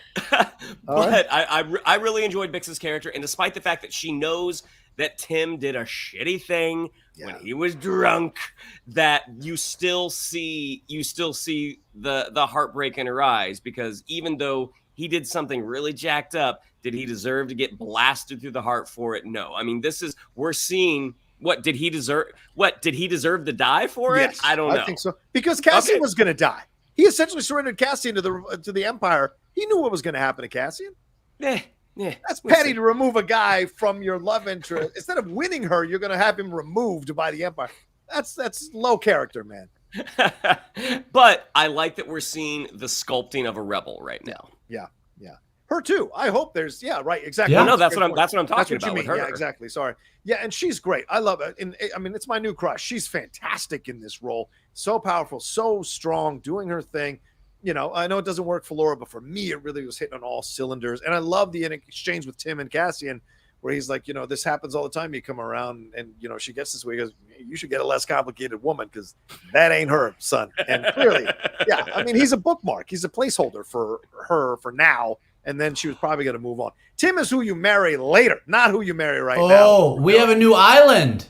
Oh, Timm Island? David Dranow, Timm Island. I'm with Rocha here on this one, Shannon. Go sit on Timm Island. Oh! That's a good point. It's a good point. I mean, Dranow says, fuck Timm. He's jealous of Cassian, so he rats him out the authorities. They will kill Cassian. That is unforgivable. That's true.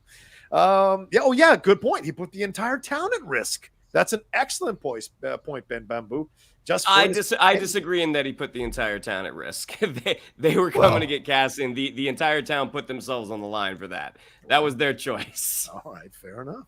I'm gonna go with Tim. That's on Tim. That's on Tim. And Timm got shot trying to defend Bix. Yeah, all right, fine. That's my only gripe of the first 3 episodes, honestly, is Timm's death. I thought it was manufactured rather than honest. Timm doesn't strike me as a gutsy guy, so the fact that he would run into these guys and essentially risk his life, I don't want to spend an hour talking about Timm, but I do think that like all we know about Timm, really, aside from the fact that he's the type of guy that'll get drunk and sell out somebody that he's jealous of, is that he really cares about Bix. Like, he really genuinely cares about her. He likes her a lot. So it doesn't strike me as out of character in what we know of him in these 3 episodes. Like, his motivation for the entire 3 episodes is Bix. So if Bix is being harassed, I don't think he jumped in and was like, "You get away from her, or I'm gonna attack you." But he did what most people would do to an authority figure: be like, "Oh no, like, she's not. You shouldn't. Don't do this." And then, so I do think like his defense of her or attempted protection of her read as true to me, and I think that, you know, it was overkill that they shot him for sure, but I wasn't sad to see him go. He's Sir Kristen Cole. He finally had sex with somebody and he lost his goddamn mind. So I mean, I think this is what I see with Timm myself personally. So, all right, let's hit Maarva. What did you guys think about Maarva and how she was constructed here? Laura, I go to you first on this one. How she's built throughout the first 3 episodes. You know, we see her essentially as kind of this older mother figure sitting there in the house. She's cantankerous. She's certainly, you know, telling his friend that, Cassian is off with people of low character, destroying his reputation. By the way, she's not wrong. So, no, I mean, she's not. She's not in all this, but her great connection with B2 Emo, and then, you know, setting up Cassian to lie to her and then keep playing the bulletin. And then, of course, seeing her later in flashback, what she does. How interesting is this character, or is this not an interesting character to you with the decisions that she's made to kind of be in this position now? You know, honestly, I thought she was interesting in the trailer, and I think she's sort of living up to that, because now I feel like we've got more mystery to her than we ever had from the trailers. Just this, like, in these flashback scenes are adding a lot of context that I find interesting, and I'm hoping that we dive into that. I have not ever been super familiar with Fiona Shaw's work outside of Harry Potter, so I don't have a whole lot to go off of with her. I do wish that we were getting a little bit more. Like, her role seems kind of subtle and quiet, and there's just not a whole lot there, but her relationship with B2 is really funny and really cute. I want to know a little bit of the history with her and Clem, and what exactly led them to becoming scavengers, and how did she end up on Ferrix with Cassian. I just am kind of curious to sort of fill in some of the blanks with her. But it all is going to sort of come back to, you know, she took away this child from his indigenous home, and it was sort of giving a lot of like the sort of history of like Australia and the like white settlers that came in and took their Aboriginal children away from their tribes to raise them in a more, you know, Anglo-Saxon like environment. It was giving a little bit of that.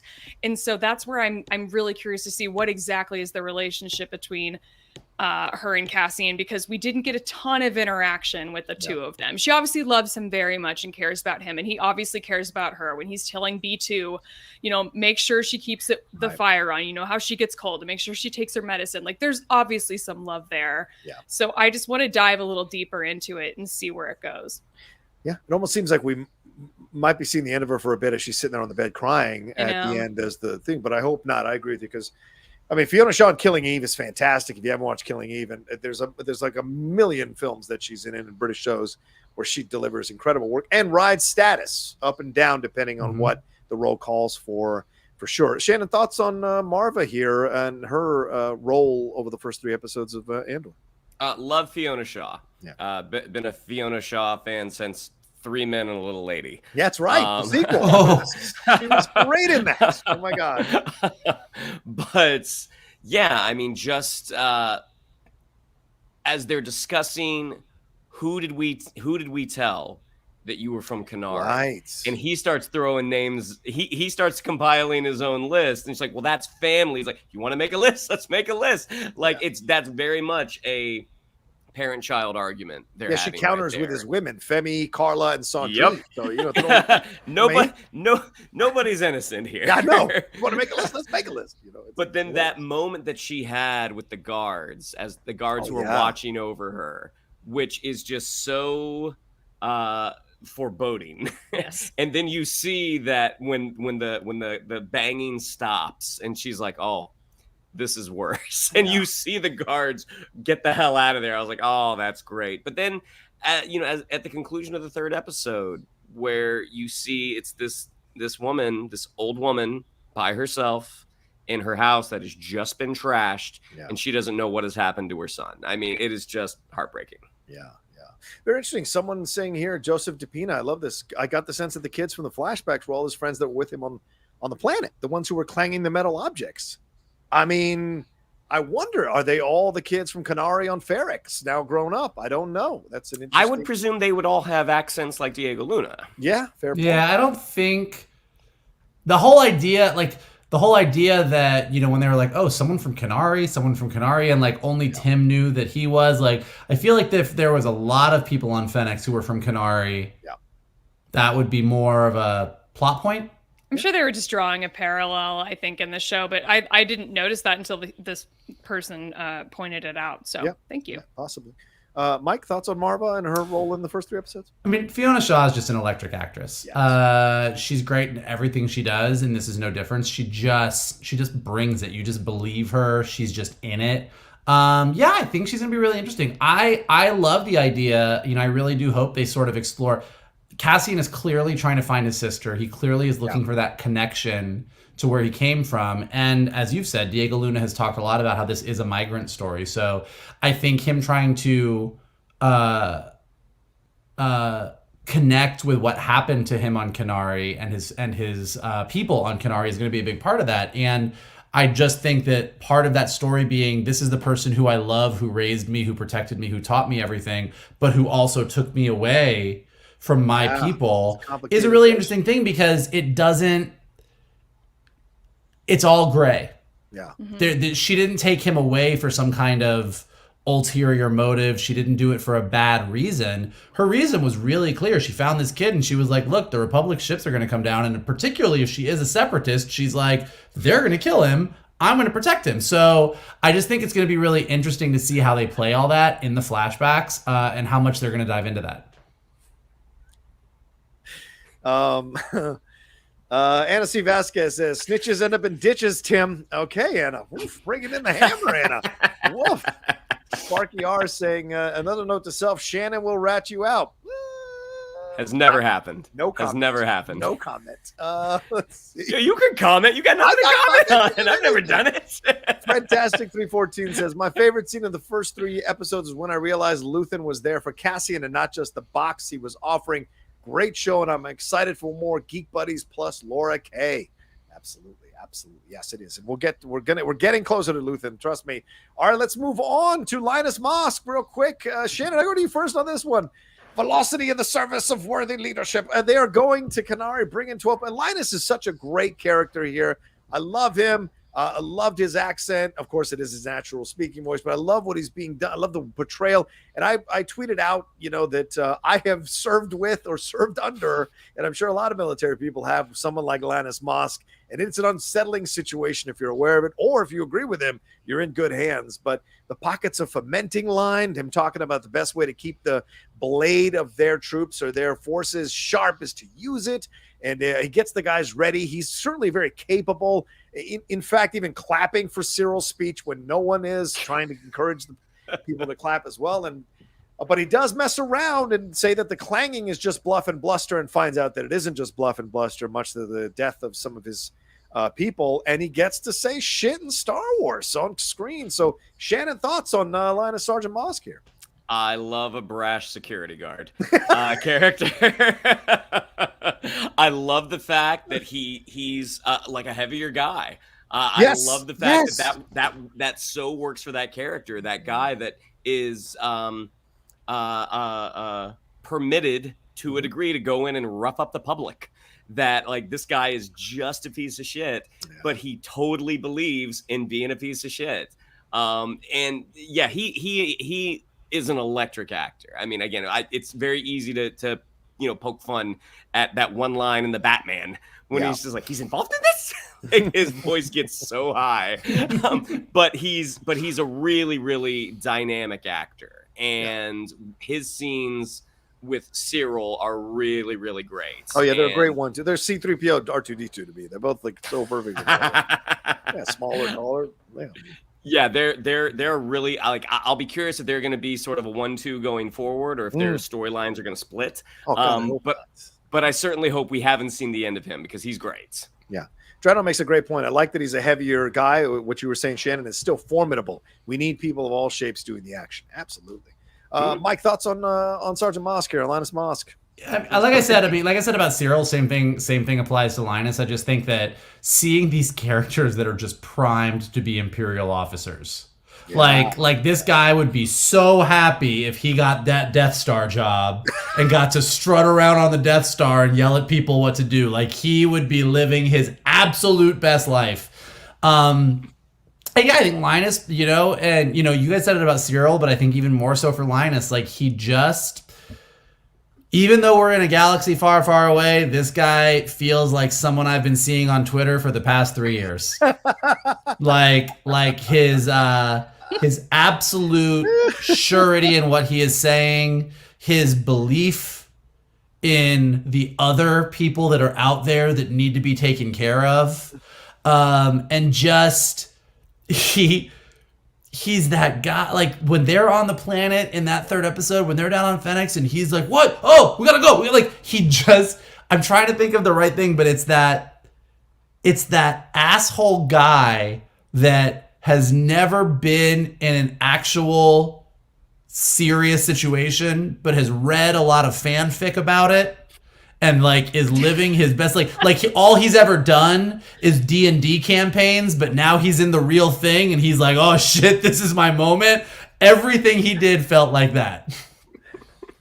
Yeah, LARPer, but like for real. Laura Kelly, thoughts on Sergeant Linus Mosk here? I don't know if I have much more to add. I think you guys hit all the on the head. He brings like some sort of, in some of his scenes, he brings some lightness and some humor to the show, which I think is desperately needed because it is awfully bleak, I think, with the exception of like B2 scenes, and he brings some fun to it for me, so I appreciated it.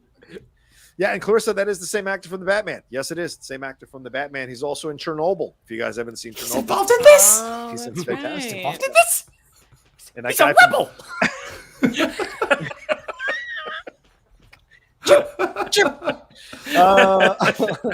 All right, Brasso. Any thoughts on Brasso? Do we want to go in on Brasso? I mean, there's sometimes. Look, I know I'm the guy that always complains that we need backstory on characters, but sometimes you cast so well that you can read the backstory pretty clearly. And it's the first time that you don't want a backstory. You're good. You feel good about Brasso? Brasso is pretty, I get it. Him and Cassian go way back. They've certainly had interactions in the past. The fact that he easily falls into lying for Cassian to kind of cover the fact that he was on Morlana 1 and what happened there, it speaks of an age-old friendship. The fact that he's there taking care of his mom, visiting his adopted mother, and worrying about the heat and all of that. In fact, Cassian goes to him and says, take care of my mother. I will give you all the money that I owe you. You know, all of that. It makes a joke about not lending him any more money earlier in the first episode. So a very strong energy by this actor and strong presence by this actor. And I liked it. So I liked it. I hope we get more with him too. What do you think? I really, really like that guy. I mean, the rhythm that he and Cassian fall into as they're sort of concocting their story, their mutual alibi. I'm like, that's great. And that's something that an audience clicks into right away. It's like, okay, you guys have done this before. And he also gives us one of the best moments of episode 3 when he hooks a piece of junk up to that shuttle. Oh my God. I mean, that was that's to me, like, that's how the rebellion starts. Is like, these people are going to use what they have to use. They got a whole bunch of shit that weighs a lot, and we're going to hook it to a ship because this asshole's not going to check. He's just going to take off. Did you fantastic. Did you guys get Jedi Fallen Order vibes from some of those constructions? Oh yeah. At the beginning, 100%. I went and played for an hour after I saw the show. I was like, "Oh, this is listen, man. That's Star what they Wars. want. Star Wars loves a shipyard. Star Wars loves a shipyard. Mike, thoughts? Any thoughts on him? I just can't wait until the Disney Plus series in fall 2025. Brasso. Brasso. The backstory of the man that hooked the heavy thing to the ship. A 6-episode series coming to Disney Plus. No, I actually agree with you. I think that opening scene with him, sometimes to your point, and the reason why you don't always need a ton of backstory on side characters is that if it's a really well-written scene, and the way they wrote that scene with Cassian coming up instead of being like, no, this is what you did last night, and then him picking it up and adding to it, and just the back and forth between them, it was great. It was lovely. And I think sometimes the way sometimes you do it in a script is you sort of in these 3 episodes, he might have appeared once or twice other than this, but there's really a 3-scene arc for Brasso. Yeah. There's I need you to be my excuse. All right, I'm on board. I'm going to add to it. This is what happened. This is why you got a thing on your face. Now I'm not going to give you any money. Get out of here. And then there's the scene where he goes to him and he's like, hey, I'm getting out of town. And he's like, when? And he's like, now. And he's like, what's going on? He's like, just watch out for mom. And then he hooks the ship. Yep. That's really his arc in these 3 episodes. And it's satisfying. You're like, I dig this guy. I want this guy on my side. Laura, thoughts? If you thought I was indifferent about Bix, let me tell you. With this guy, okay. So I enjoyed the scene where he's yes-anding Andor the entire scene. I enjoyed that very much.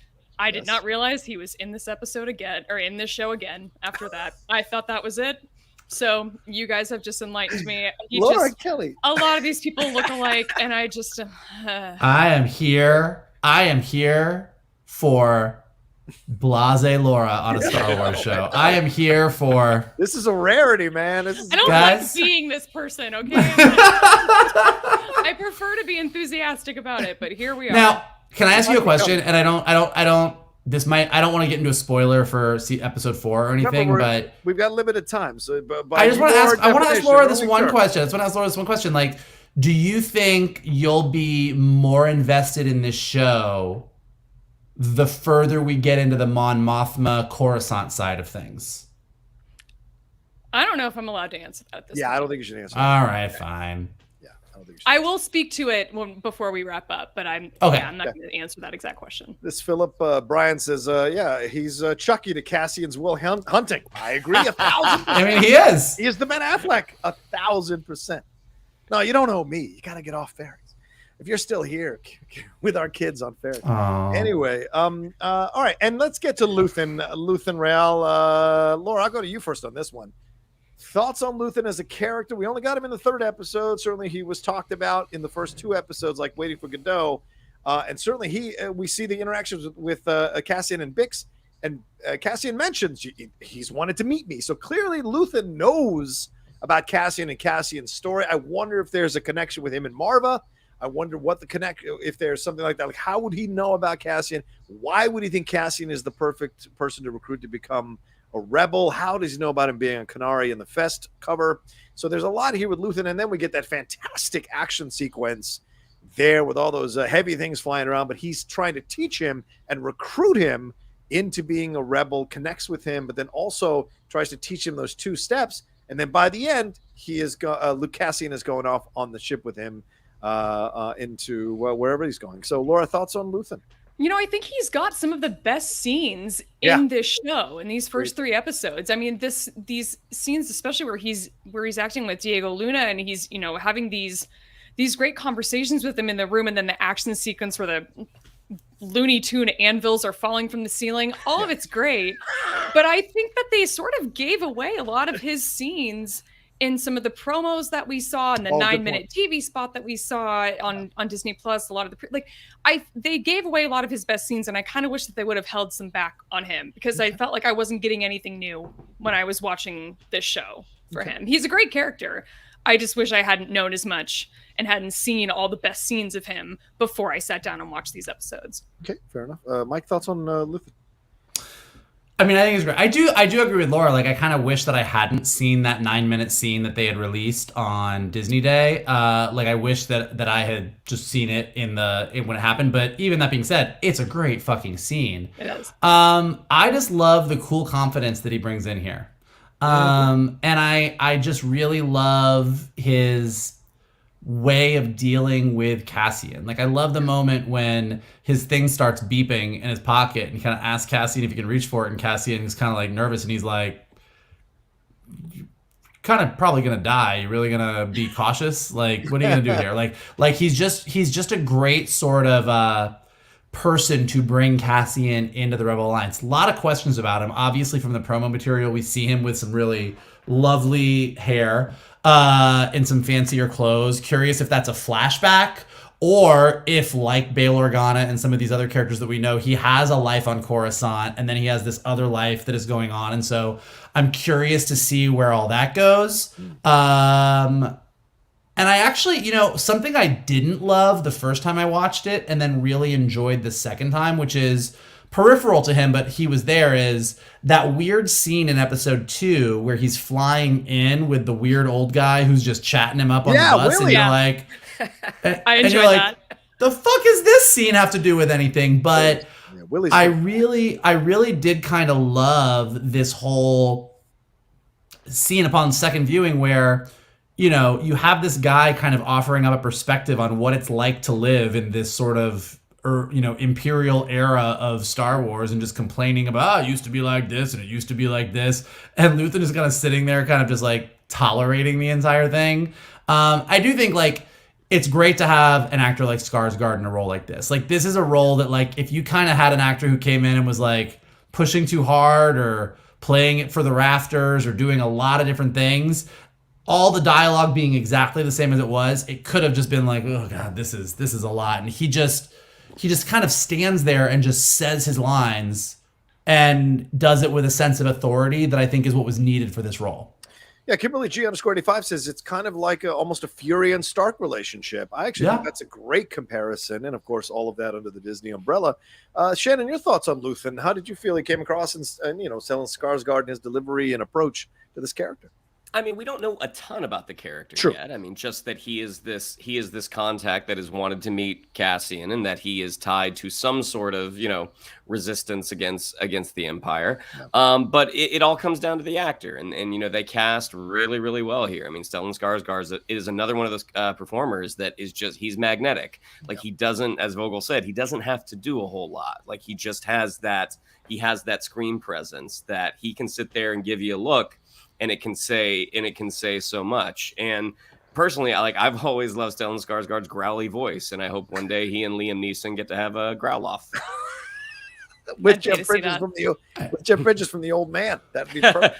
Cassian Andor. Cassian Andor. I also particularly love that since Star Wars has a lot of its roots in westerns, that he whistled for his spaceship. Yes, like it was a horse. Like, I was like, they were running and he whistled, and that spaceship was like, okay, let's go. Like, I was like, all right, I'm in. Well, and did you notice the cockpit as well? That's very Millennium Falcon like. Yeah. For sure. That's awesome. Yeah, the voice in his cockpit too is David W. Collins is doing the voice in his ship, which is great. Luthen also had a very cool weapon. It wasn't a lightsaber. At first I thought it was a cane, but it's like a sword and it retracts, and it's not a lightsaber. I'm like, I don't know how this works, but I love it. He's got a cool weapon. Good for him. Yeah. And the voice you mentioned voices. Dave Chapman does the voice of B2 Emo. So really cool to see.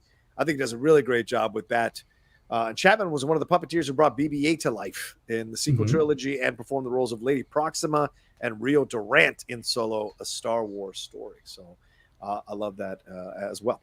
All right, let's see here. Is there any other characters that I'm missing that we need to hit on? I feel like we've gotten all the characters. So let's swing back before we do. Actually, we'll take a quick break and then we'll jump into our last thing here, or second to last thing here, right after this. The Last Dance. The Last Dance. What?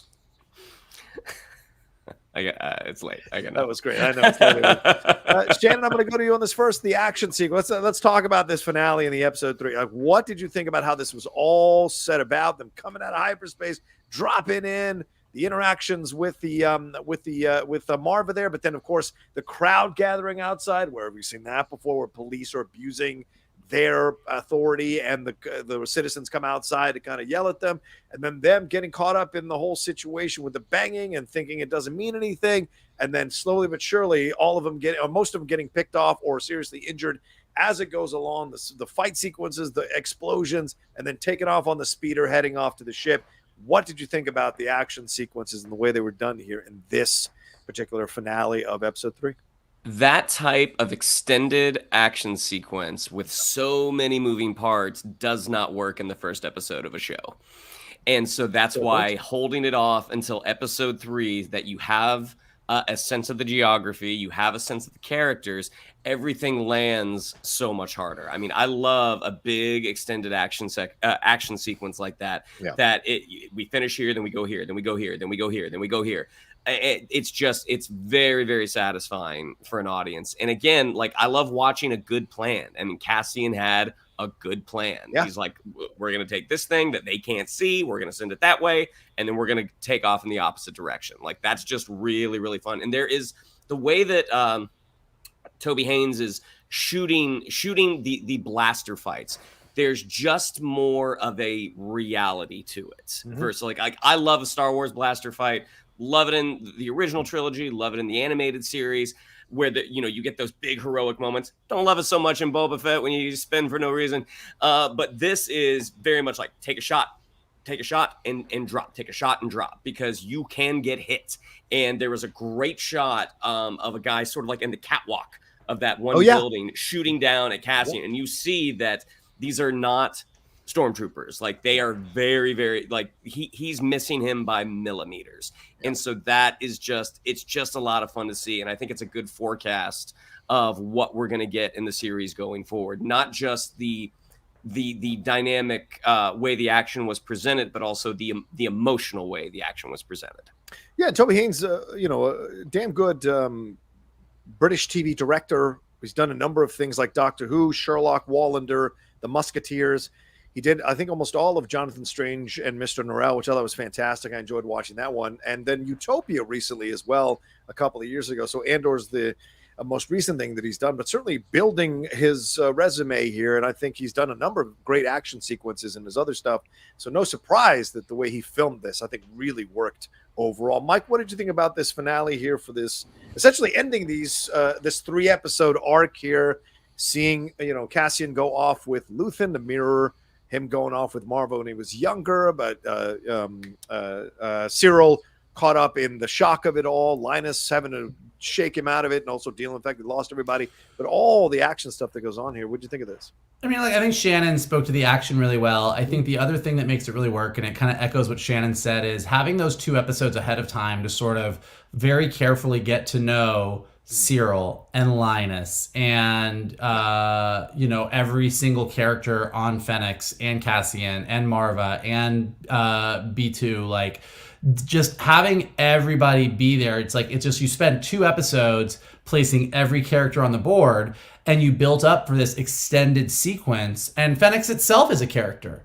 Watching all the workers, watching how they all interact with each other, and then seeing them all sort of unite in this moment of like banging on the metal and doing the thing. And so, to Shannon's point, if you had done that at the end of episode 1, even if you had choreographed everything the same and it had been just as interesting visually, you wouldn't have felt as much. And this really felt like it built to something. Like, it was just, and I think what's great about just the show is, like, again, not everybody's cup of tea, and that's super fine. But what I enjoyed about the viewing of it is those first 2 episodes are almost like it's just set to simmer. Like, you're not letting it go to boil. Yeah. You're just simmering, and you're like, okay, we're simmering. And when you simmer and you simmer and you simmer and you simmer, and the tension is building and then that, like, at episode 3, they just went, okay, and they turned it all the way up. Yeah. And they just let everything go, and it played out how it played out. And you're like, fuck, man. That's a lot. And so you buy everything that happened. And I think it's also going to help you buy where we go next. It's gonna help you buy that Cassian was like, I had to get the fuck out of there. I almost died. It's gonna help you buy whatever happens with everybody on Fennec and how they respond to this. It's gonna help you buy the Imperial response when they come in and they're like, how the fuck could this even happen? Like the inciting incident of the first episode of Andor is Cassian shooting those two, killing those two guys, shooting the one guy and killing the other guy. But I feel like this moment in episode 3 is the inciting incident for the series. Mm-hmm. Yeah, agreed. Yeah. All right. I had thoughts, but they all disappeared. Laura Kelly, thoughts on this whole final action sequence here at the end of episode 3? I don't have too much to add, but I really like that they really brought the emotional climax of this arc of episodes right at the end here. I mean, Maarva staring down at B2 with tears in her eyes, and her home is completely ransacked. And even B2 looks sad somehow. Yeah. He's like a stack of blocks, and he still manages to look sad. I love that Star Wars is able to pull things like that off. They just nail it every time with these droids, and B2's no exception. One thing I did notice in the flashback sequence where Maarva's flying the ship, is that the same ship that Cassian's flying throughout the show? Okay, I thought the cockpit looked the same. It's the ship that he hangs out in. So there's two ships. There's the ship that he borrows, that he gets yelled at the end of episode 1 that he took, where he's changing out the flight thing, the flight deck. But then when he wakes up at the beginning of episode 1, the day after, when B2 goes to get him, he's in Maarva's old ship, and that's kind of where he hangs out, and that's where he has the Imperial thing hidden. Like that's Maarva's old ship. Gotcha. I like how they brought that back around and had both of those characters flying the same, or in the same ship. I guess he was never flying it, but I appreciated that. I like the way that this episode ended. I think that it sort of was one of the things that's kind of keeping me going on the series, because I thought that the ending was really strong. Yeah, me too. I really enjoyed it. And I want to say a shout out to Nicholas Bertel, who does the music and the score throughout this first 3 episodes, and he does all 12 episodes of Andor. I thought it's fantastic, and of course he did the music. He's going to be doing the music for Mufasa the Lion King. He did the music for Cruella, which I thought was damn good, and he did the music for Winning Time, the Lakers show on HBO Max, which I thought was excellent. So nice to see different projects that require different demands of a composer, and he's stepping up to them. And so I really enjoyed what he's done with the Andor score as well. He also does the theme for Succession too. Oh, right? wow. Well, I haven't watched that show, so. Oh, Johnny. I know. It's not a very memorable theme, though.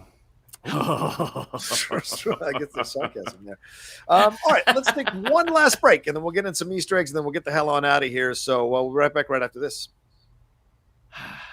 Yeah, come on. Just, you know what? Wow. Easter eggs. Damn it. I just love a defeated breath as a musical break. Oh, can I say one thing that I forgot to say? I love Maarva's reaction when the guy's like, wait, what happens after it stops ringing? She goes, that's an old rebel. That's what Shannon was referencing in the break. Oh, that's what it was. I didn't pick up on it. I'm so glad somebody got that. Yeah. I did. I love that that's an old rebel just going like, oh, you're going to fucking see. It's great. I love that. I love that sequence. Let's get into some Easter real quick. As I mentioned already, BBY5, that is the first time we've seen it on screen. Wabani is referenced. Right? Tim comes over and asks Cassian and Bix, are we bidding on the Wabani run tomorrow? Wabani is a planet used by the Empire as a detention center and labor camp. And guess what? It's the planet where adult Jyn Erso is where we meet her at the beginning of Rogue One. So, of course, Tony Gilroy is going to make a Rogue One reference. Cassian brandishes this sidearm against Luthen. It looks to be a Briar pistol, which also would make it its first appearance on the screen as well. It was introduced in the 1995 video Star Wars Dark Forces as Kyle Katarn's blaster of choice, and was remodeled for inclusion in the DLC for Star Wars Battlefront. I already mentioned the CAF situation, CAF.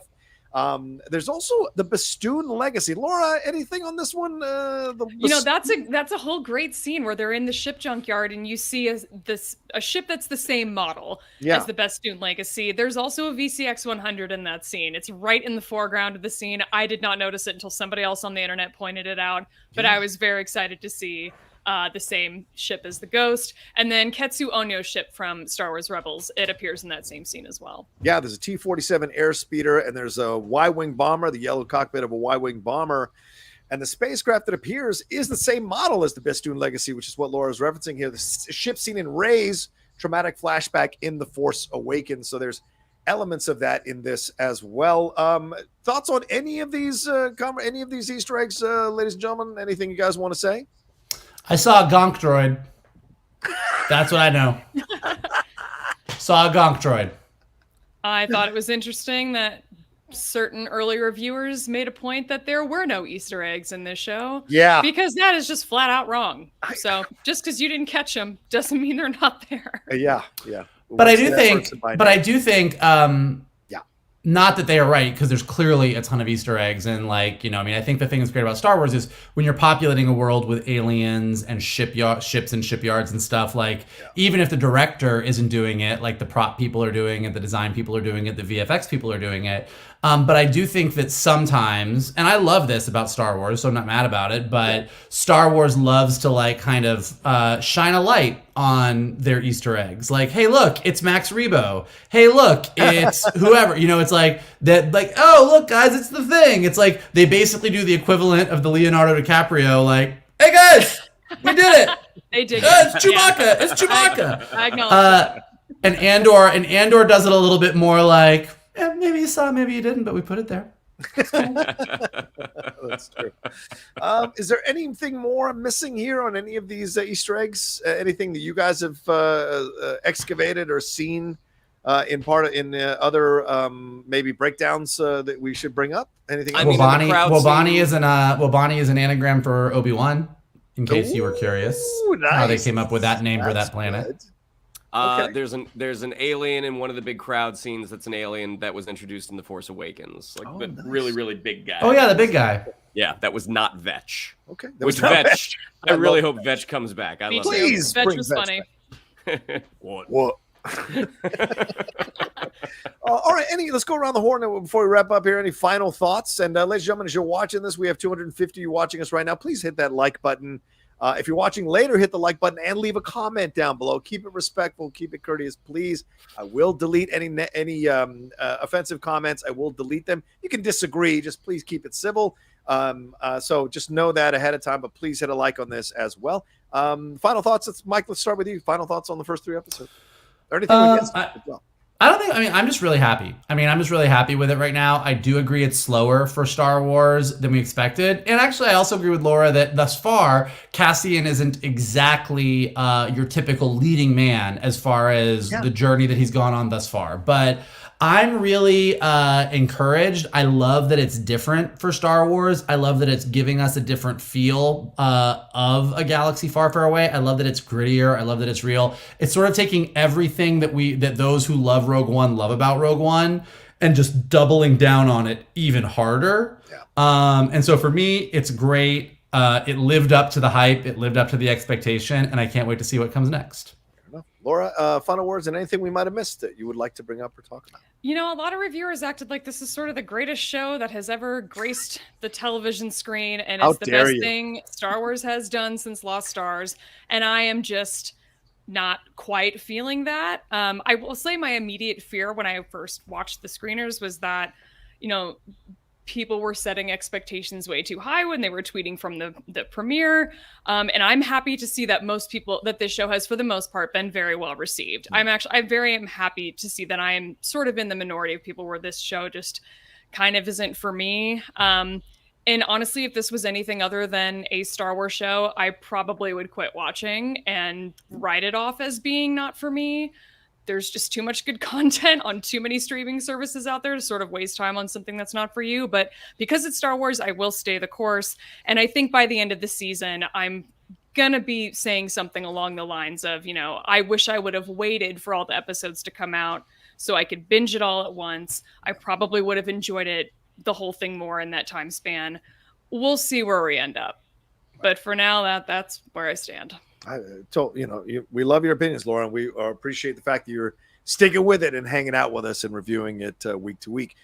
Shannon, final thoughts or anything we might have missed or anything you want to bring up here as we wrap up? I mean, I love that we're getting more of the world of Rogue One that they kind of established. For me, after the 1-2 creative misfire punch of Boba Fett and Obi-Wan, this is a welcome addition. Yeah, for me, the final words of this, I've been saying this since I co-hosted Far, Far Away when I first got into this business with Tiffany Smith, is I wanted a dark, gritty, rainy, noir-esque Star Wars, and it finally showed up. And the trailers that I saw and loved, I was so hoping that we would get those come to life here in the show and bear fruit. And they did. And I have loved this because I love Rogue One. And this is more of it, as Michael said. I agree with Michael. It just doubles down on Rogue One. And this is my kind of Star Wars. So that's why I love it so much. This is real to me. And I love that connection. Yeah, the other stuff is great too. And I love it for what it is. But this speaks to me more than any other Star Wars property has, which is why I love Rogue One. I mean, it battles Empire Strikes Back for number one all the time. And I'm giving my opinion. And so Rogue One already after 4 episodes demolishes all the other Star Wars, not demolishes because Mandalorian is damn good.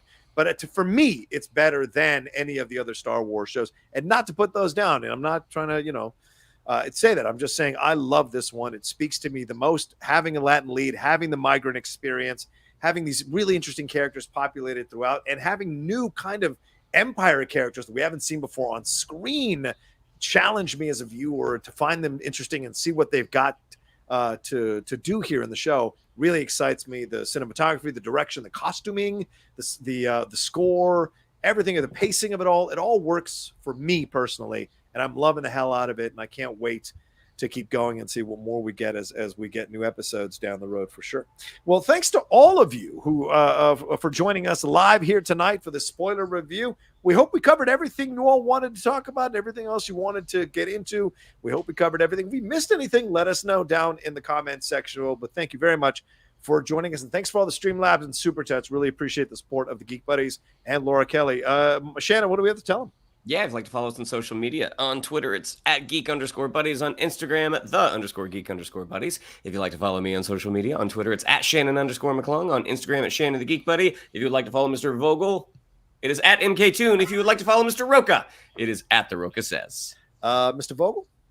Listen, if you like talking about droids, if you like talking about politics in a galaxy far, far away, or if you want to hear about which Star Wars novels are the horniest, we are the place for you.